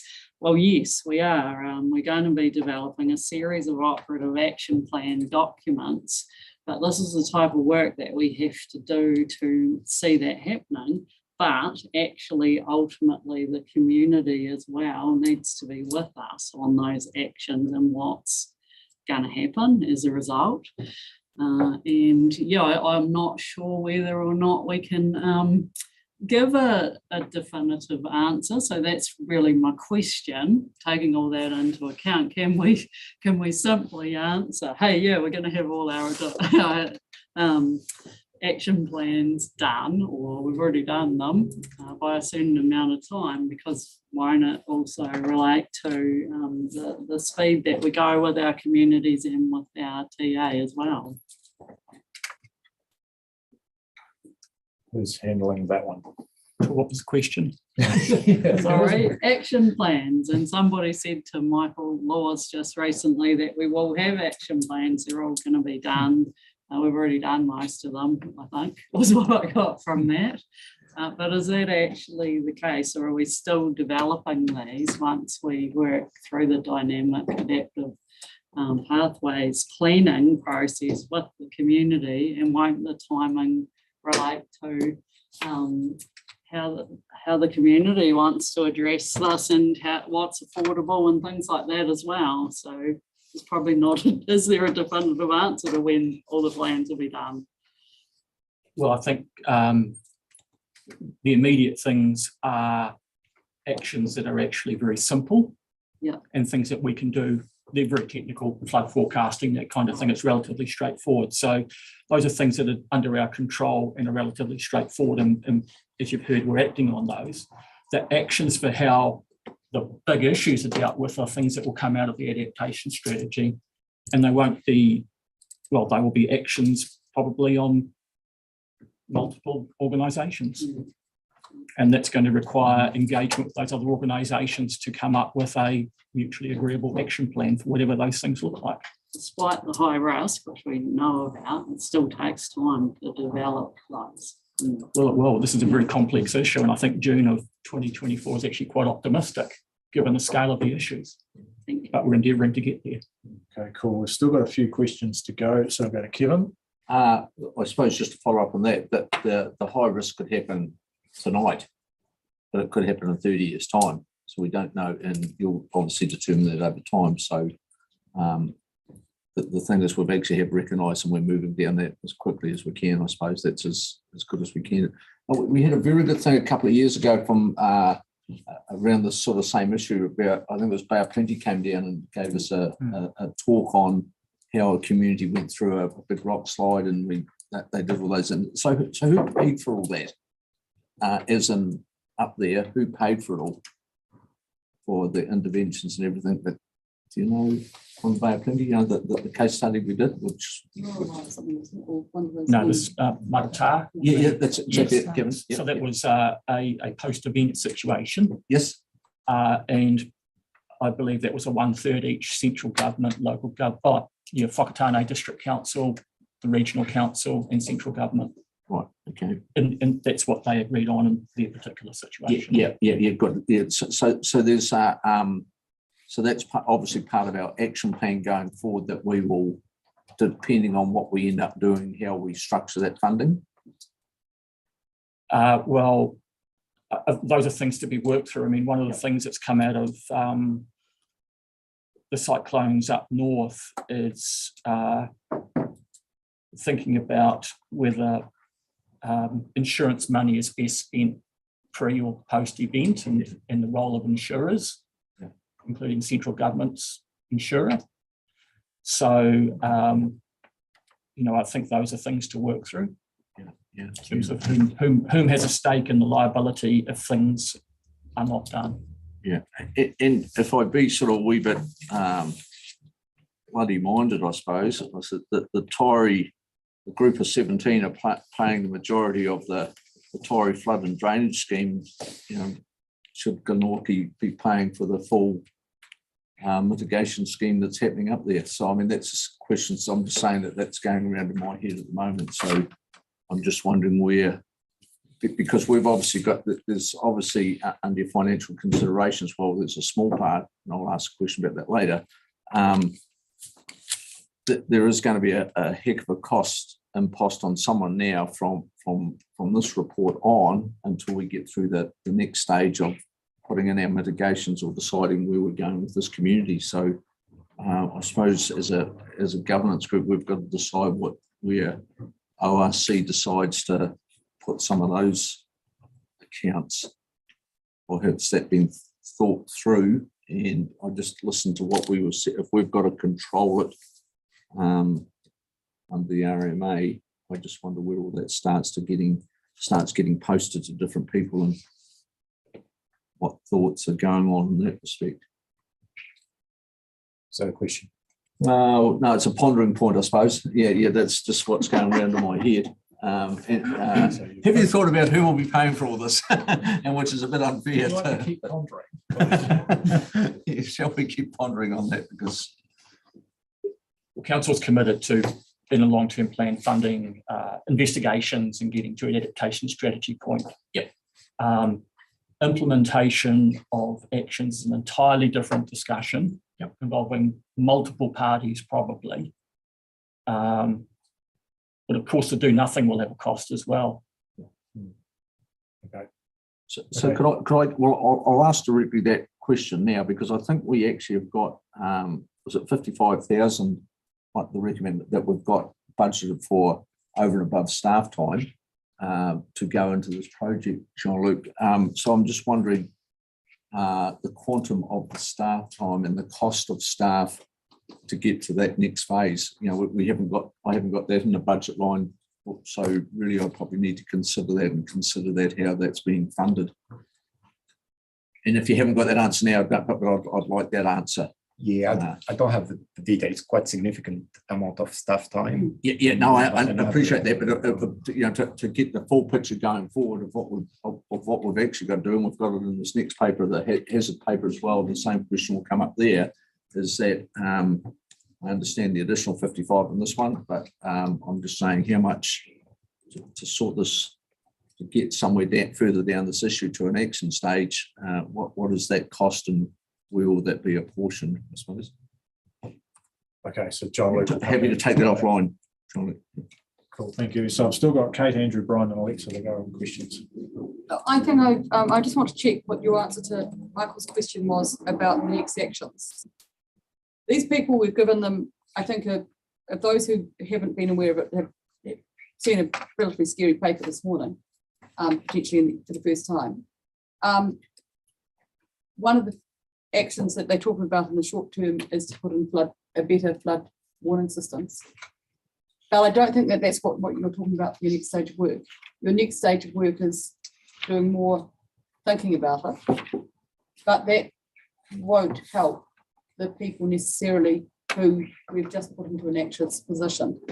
And I'm just wondering, I understand our role doing flood alert stuff, and I do think we've got a role there.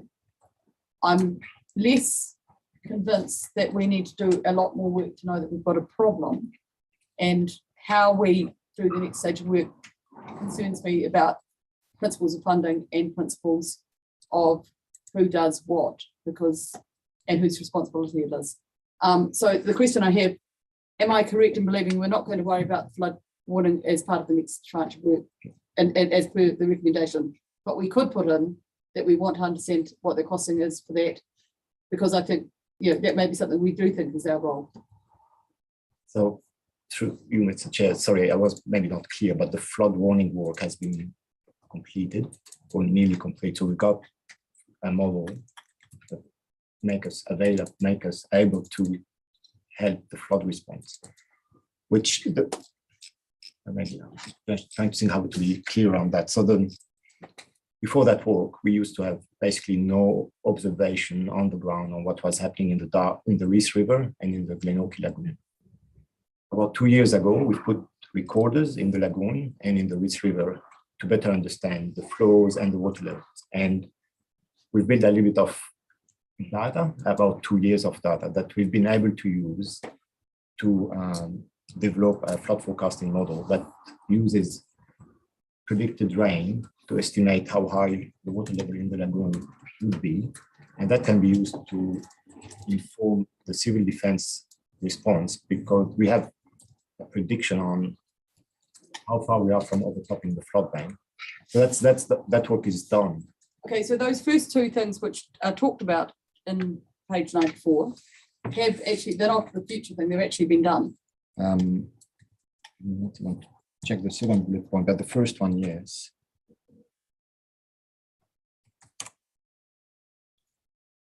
That I think is really important message. The second one, we've informed the civil defense team with the findings and the work we're doing. And my understanding is they work on a updated community response for flooding. Thank you. Okay, all good. Yeah, I'm sorry, I haven't got the. No, that's good. Thank you. Andrew, Brian, then Alexa. Lucy John, I don't agree with Michael suggesting you're being more fluid. Okay, just to park that thought. We had a workshop around about 12 months ago, and there's a map attached with information from that workshop which shows the existing flood bank, which is owned by the Queensland Lakes District Council. That's correct. Yep. And it refers to channel modification and willow management at Lagoon Creek. Is there still issues with, or has been anything done with the willows and any work in terms of the channel, or is that still a potential short-term, some short-term work that could be done?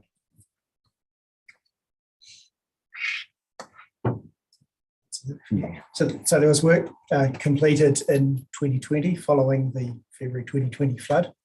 That was to remove willows adjacent to the creek and also to realign part of the Reese River channel at the delta near where that creek flows out. And yeah, our engineering team are monitoring those conditions, but yeah, it's only been 2 years. There hasn't been any significant willow growth there. But it's an approach we will consider going forward. Is that something that needs to be continued into the future? So the community, so it has been completed as a one-off action already. So I suppose the community are still suggesting that it needs to be a watching brief in terms of if the willows grow back, that they're controlled. Okay. On that same map, there's some suggested mitigation measures.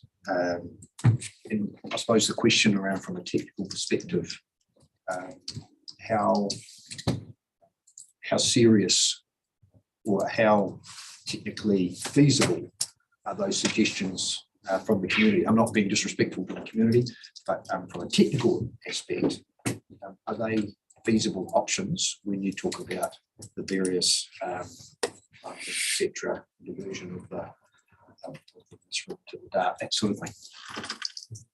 So we're in the process of scoping a follow-on assessment, which will be a more detailed look at the details of some of those approaches to better understand the technical feasibility and effectiveness, consentability, potential costs, and a more in-depth look at all of those relevant factors to better understand the details of how and if it would be possible to implement those. Cool. Can I just make a public statement? When we talk about what's the best thing we can do in the meantime, from a consenting perspective, holding the line with subdivisions seems to be the key, because if we have got a strong enough case to be able to highlight the hazard risk at that point, is probably where we can hold the line, because once it moves beyond the subdivision stage, your building code and all that the TAs are responsible for, the horse is bolted. And so all I'm trying to say is that I know we had a battle with regards to the hotel development there, but we've just got to try and hold the line. I think that's probably the best thing we can do in the immediate term. Bearing in mind that as time moves on, as more information comes to light, the more uncertainty it creates for the community. Strengthens our stance. Exactly. Right, so we've got Brian and then Alexa. Cool. Well, just following that, Andrew, like, is it something, I mean, that's really good, Andrew. Is that something this council should be progressing with staff? So, is that something that we should be progressing? So it's something we do already through our G4, our liaison role. So we are actively, every time we get a subdivision consent served on us, one of the assessments that Warren does is with Jean-Luc and his team. We check for natural hazards risk. We've been engaged in locally a few DCC rezoning appeals, for example, that have natural hazards risks on them. One looking over Smith Drive on a reasonably steep piece of land that we've engaged with, including around Queenstown. So both at the plan level and at a resource consent subdivision, and as you pointed out, a land use stage as well. So we do that. What I would say is it's not always that easy to get an activity declined on a natural hazards basis only, even in spite of the fact that it's in section 6 of the RMA. Yeah, it just seems to me that that's sort of in a reactive space. You know, we're waiting for a plan change process, subdivision process, whereas, you know, an outcome from this meeting is we're putting a line in the sand that that subdivision, our view is that subdivision work should not be progressed until we have a strategy in place for the middle of next year. Is that when that strategy is, Gavin? Yes. There's still a process involved, Brian, which is what I think. No, I realise that, but it seems to have been pretty unsuccessful. So it's sort of like kicking the can down the road. For example, the hotel, for example. It's not always our decision. That's the point I think Anita was making. Developers have got deep pockets. I would just say there's no actual mechanism for ORC or any council to say there's a moratorium on development until something else happens. It's just not a mechanism that's available. We are working to get ahead of this. So the next paper that John Luke's talking about is the regional risk assessment, and we are intending that long term we have a framework that has that information ahead of the game so that councils can make those decisions. Unless and until we get that, we have to work on the way that we are. It's the most effective way that we work. And there mightn't be a formal mechanism, I'm aware of that, but then, you know, we could simply communicate to QLDC our view proactively. That's my point. And as opposed to getting just locked up in all this speak. Anyway, my question is, Gary, apologies, will a strategy for the Kinloch Road be included in this overall strategy for the middle of next year?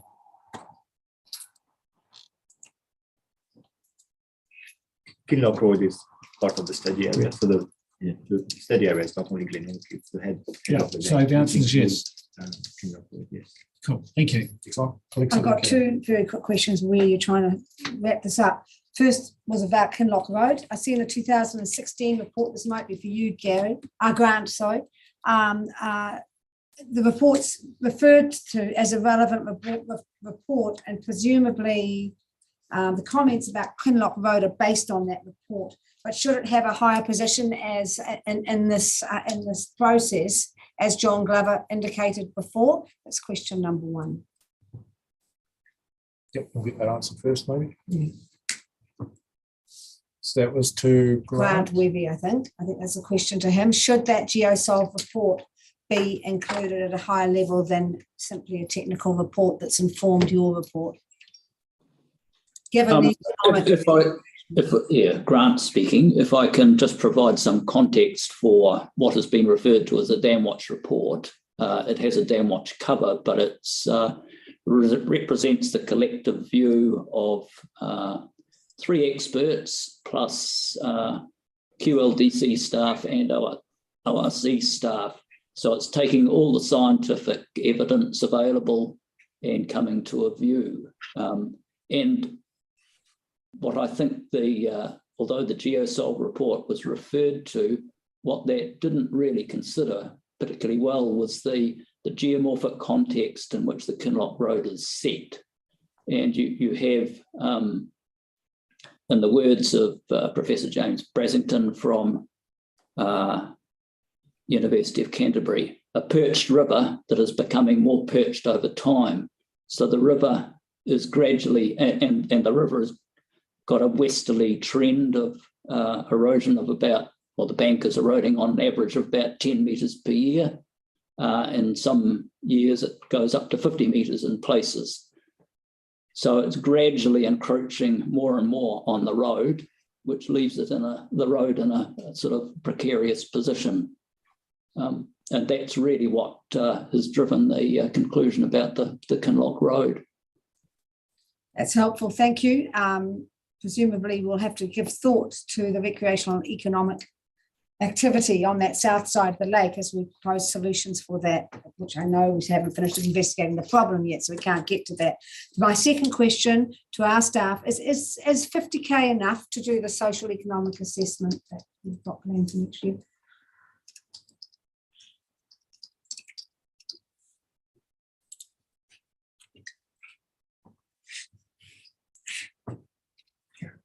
It's a hard question to. I know, it doesn't sound like very much money, that's all. Yeah, it's I think it's going to be a really important report. yes. The figure is that, yeah. Considering the cost will be around that figure potentially. It's yeah.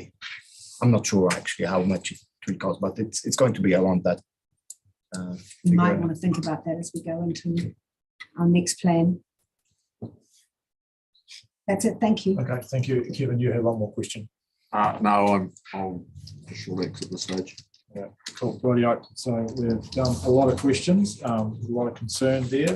Good discussion, although I haven't really been in discussion. Our submitter to public forum, Mr. Glover, raised several questions, and they're quite specific questions. And I think what I'd like to do is just ask staff on for what he has proposed, if there was a will amongst councillors to put some motions to support that, to amend our motions that we have in the report, what would staff's response be to that? I can answer that. Well, it depends a bit on what you're proposing. Perhaps you could read out what the amendment proposed is. Could I ask the question a different way, Gary? Recommendation 4 talks about endorsing the information that's provided with the report. I suppose the question for me in my mind is that does that preclude other information as it is forthcoming to be endorsed by this council at some time in the future, or maybe today?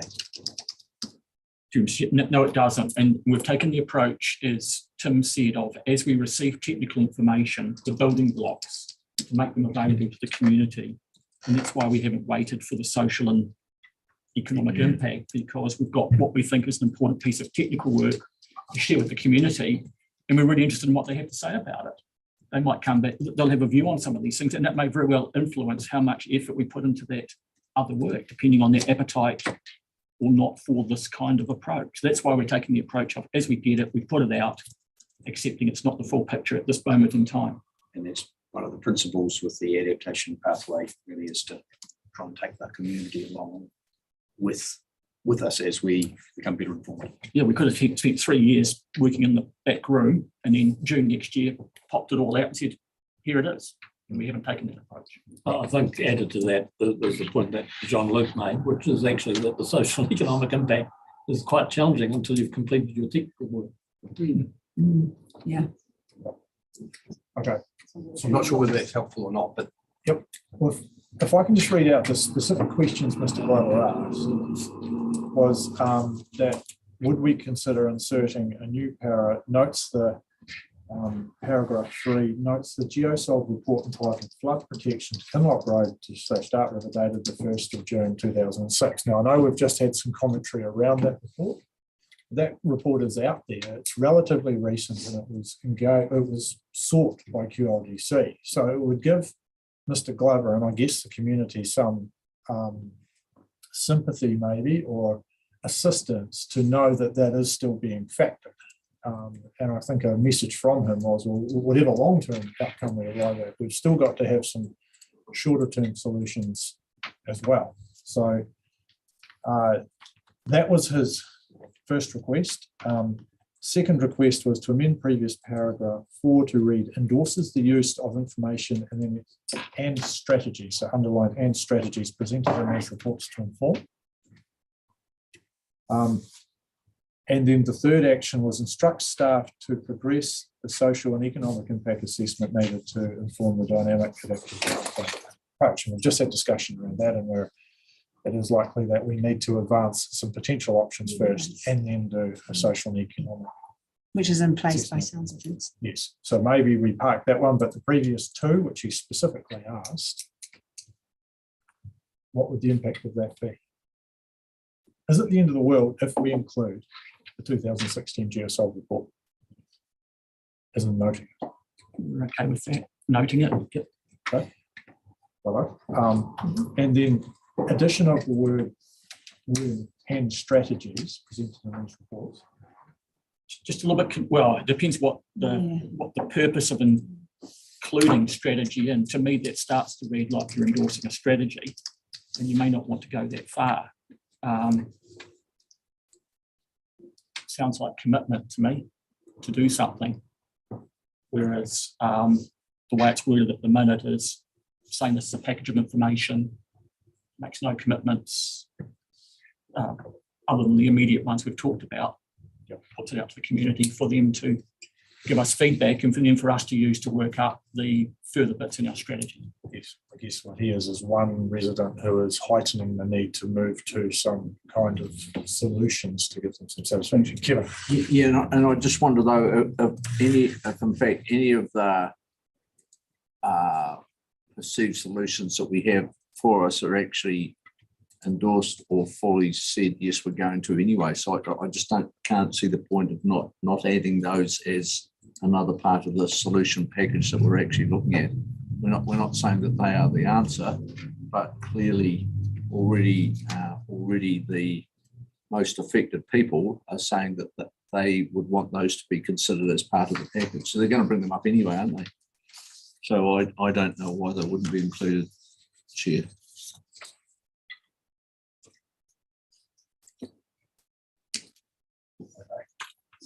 So, well, from the chair, I'm prepared to move an amendment if we're ready to move to some recommendations. Did you have a question? I can totally understand. When you look at this table, figure 4, we've got up the top phase, and we've got the first phase is completed. What is happening? We understand what is happening. The next one is what matters most. And we're leaving one part out of that. Now, I realised I think it's chicken and egg, and you can't necessarily do one for the other. I think it's 2-part stages, what you've talked about. I don't think any of us, and there have been some judgments about fair use in the previous, in the reports we're going to sign off today, about assessments about affordability. I think I think there is part of the work we have to do to make sure that we know what we're dealing with. And it's a complex environment because a lot of the businesses that rely on access through there don't actually live there, because you've got the Hollyford and the Gables and all of those other businesses that don't necessarily. Not the Hollyford. Not the Hollyford. Not the Hollyford. What's the other one? The Gables and the. I'm sorry. Redburn. Sorry, Redburn. Apologies. They're all good stuff down there, and they'll get confused with the names. That actually we should be making sure that we understand that complex at least to part. Either you take social and economic impact out of that first question, which would be wrong, if phase work, or you actually say there are 2 parts to it. Because I think it's a chicken and egg one. How can you make some of those assessments without understanding fully the businesses there? Otherwise, I understand why John otherwise saying, how can you make these value judgments?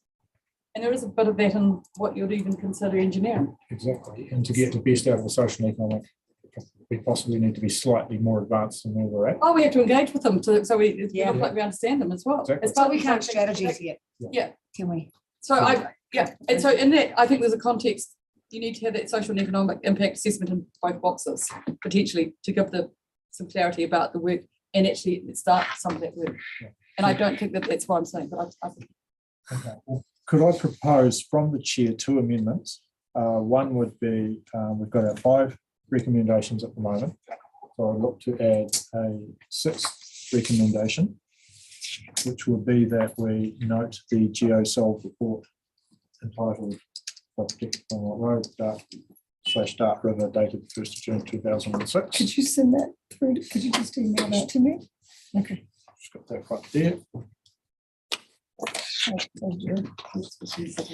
Did you break my iPad? Your iPad. Oh my goodness. I love that iPad. Actually, didn't break your iPad. Look, it's thingy. Oh God. And the second amendment would be to recommendation 5. I think there was scope intent in this is taking it away. Do you want to just forward that to me? Can do. That'd be grand. I'll share it on the screen. So just bear with me for a moment, please, while Are you going to take the strategies out? You're going to take the strategies out? he was asking for and strategies. I know he was, but we're not going to get to strategies. And we can't until we've got everything together. Okay, what's the feeling around the table for this strategy suggestion? Okay. We have to have all the other Staff are pieces of saying. the puzzle before we can. Okay, really I'll don't- concede on that one. So I'm adding amendment 6, recommendation 6. And Liz is now receiving that. And just to read it again, we are noting the GeoSolve report entitled Flood Protection to Kinloch Road / Dart River, dated 1st of June 2016. Cool. And we're leaving the other 5 as they are. We're not doing anything on social. I'm not saying that we need to do the social stuff. Well, they're doing it. It's Yeah. in there, isn't it? It's in the instruction, it's in the work plan already, so there's Yes, just so repeating it what's is already underway, and I think we need to get past possibly the next step of community consultation to then perhaps inform that, maybe lead us in some direction, or maybe we do just carry on. I think it's a very valid point Mr. Piper's raised about Yeah. having it and the need for it. I do too, but I think we've made it clear that we expect that to be going on with, and I think it's getting on with. GeoSolve. To actually do. I think it needs to be done. I'm not sure it should be taken.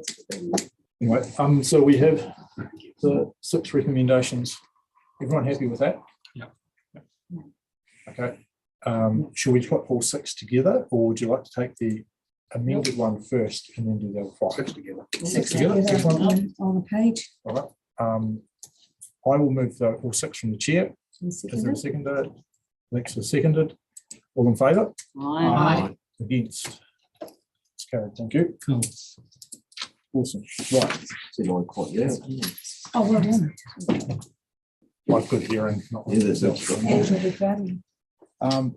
Excellent. Thank you. We'll move on to the second paper. I guess we have the same team to present the second Can I paper. just thank Grant and Mike for Oh, their it's my apologies. Yes, thank you, Grant and Mike. I assume you're not staying for the next one. No, thanks very much for your input. That's great. So we are now moving to 7.2, Otago Region Natural Hazards and Risk Assessment. To staff, please, to fill in any gaps that we may need to know.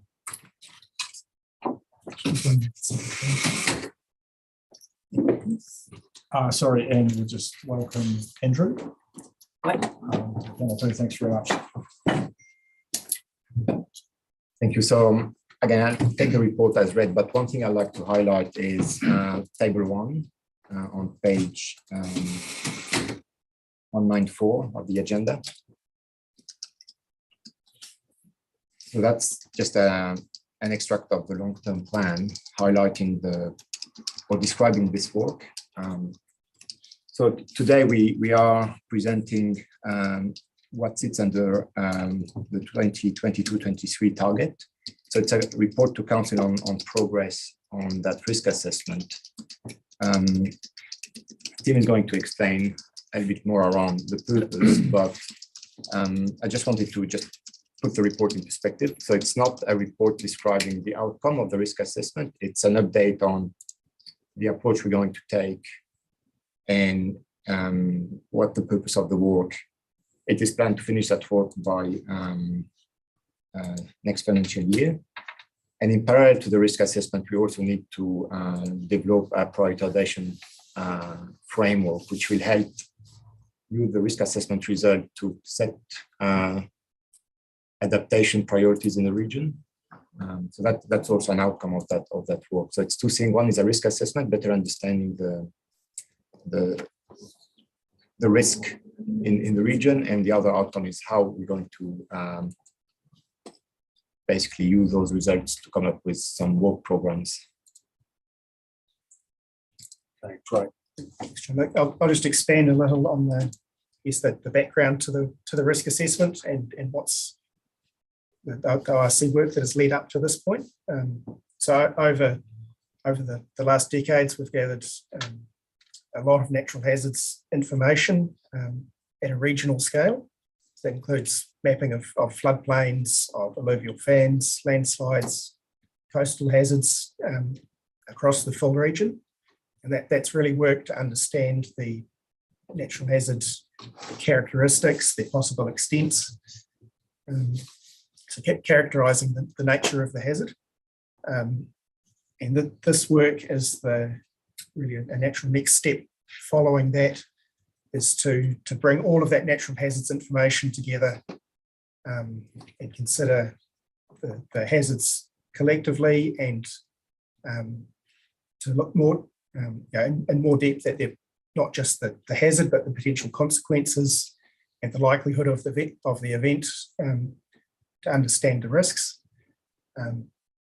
So what we're proposing is a regional scale assessment of natural hazard risks for all of the key natural hazards we're exposed to as a risk screening exercise, as John Luke said, to identify what might be the highest risks or the risks of most concern where we might need to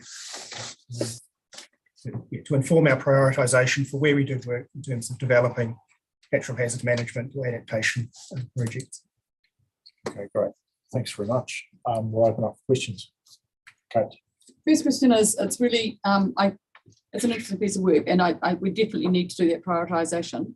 I'd like to understand the financials that go with that, because we can give, you can have that much work or that much work, and it's understanding what we're building up to and what that looks like. Have you got an idea of that at the moment, or is that the financials that would go sit alongside this? There is a paragraph in the report under the consideration around financial consideration. Sorry, I missed that. Sorry, what number is that? 42. 42. Okay. 42. Page 200, I think. Sorry.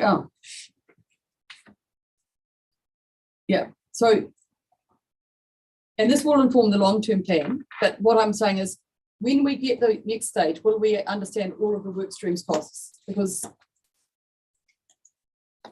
we've invested quite a lot of money into Glenorchy. Where I'm going with this is understanding and coming not only out with a work stream, but in principles about how we pay for that. Is that a general rate or not? Is actually really important, because we're not consistent with those things. And so I think it's really neat to do the priorities, but actually understanding when we go down this work, we have to take the community with us, but they have to understand those costs as well. If it's going to be generally rated, fine, but it's having that background. Is that unreasonable to ask that we get that at the same time? It's not in scope.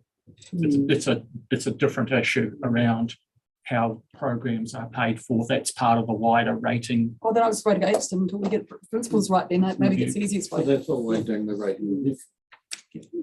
No, we're doing. Oh, it depends if we're doing it for future or for past. So it's going to be that broad, is it? We're doing all rates potentially. Well, I'm not in charge of it, so I'm no longer going to be CEO. But I would have thought that was the purpose of doing the rating review. It's always an interesting question whether you should. If we knew there were certain parts of Christchurch which were going to be,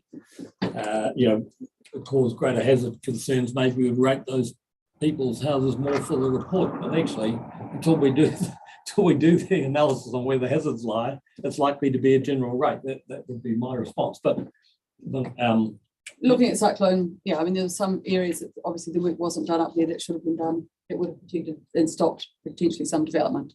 And I don't know there's a difficult. Yeah. The other question I did have, sorry, it is really easy to say we're doing landslips today, or coastal erosion, or we're doing earthquakes, or we're doing flood. In this work stream, are we looking at two things happening at once, which unfortunately happens more often than we'd like to think it does?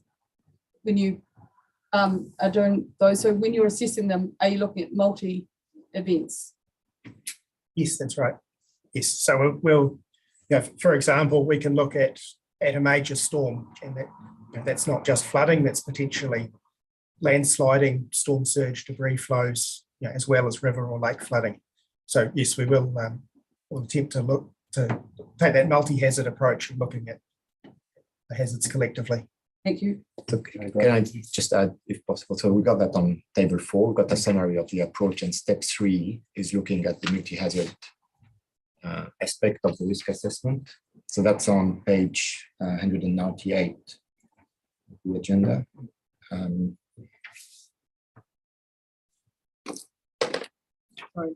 Thank you. Yeah, I'd be happy to make the recommendations when it gets to that time, but just taking us back and asking a question.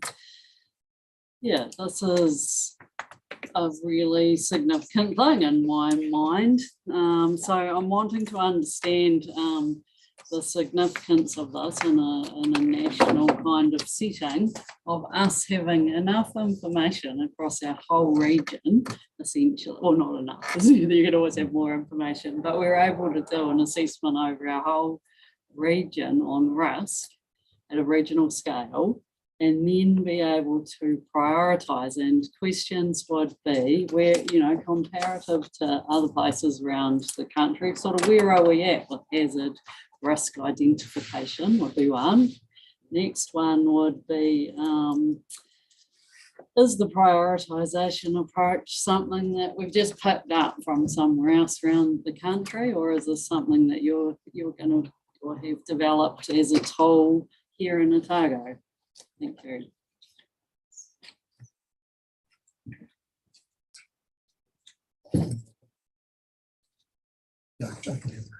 So your first question was how does ORC sit relative to other councils?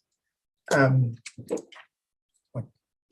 don't have a comprehensive understanding of what other councils have done, but I think in terms of the regional scale natural hazards mapping, we've covered all the key natural hazards the region is exposed to. And one part of the project will be to evaluate the current data sets and identify if there's any gaps or weaknesses or room for improvement. And of course, any assessment will be the first iteration, and there'll be room to come back and revise that as further information is available.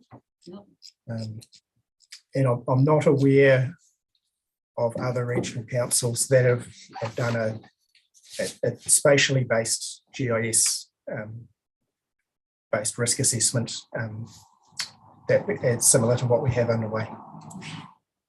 And then the tool, the second part of sorry, so that was the answer, sorry, the GIS. Have the prioritisation tool is something that we've developed.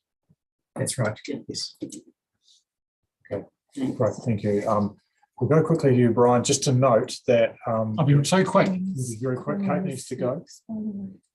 6. Yeah. Okay, I'll rotate. No, that's fine. I just want to make the point, financials was mentioned. It seems to me, we're way too early to start talking about the financials. I've looked at table 4, the step-by-step in terms of seeking natural hazards risk assessment information. And I'm comfortable, we've got a lot of learning to do before we start talking about who's paying for what. And I'd just like to make the point in terms of paragraph 25 that I really look forward to answers to questions such as what are the top 10 natural hazard risk areas in the region. In fact, I asked some of the questions just before, and what might be the highest natural hazard risk areas in the region in 100 years' time, and why is OSC focusing resource on development of an adaptation for a particular area? This, once we get information around all this, and then I think it's what Gretchen's been alluding to, we're systematically moving forward. Thank you. No question, just appreciate the work. Is that quick? I'll move. You're going to move? Yeah. I'll second. Right, Brian has seconded. Okay. Now, is there any discussion? Kevin, would you like to have some discussion? Look, I think the funding issue is absolutely critical, and we see in financial considerations is 150,000 plus staff time, but I would expect Dr. Byron, that somewhere I should be able to look up that line item of natural hazard risk assessment and see over the next 12 months I'm going to be spending that amount on it. And as a governor wanting to approve my annual plan or my long-term plan, have some idea of what my legal requirements as ORC are, but also the community, at what level I want to push the community benefit of that project. So somewhere,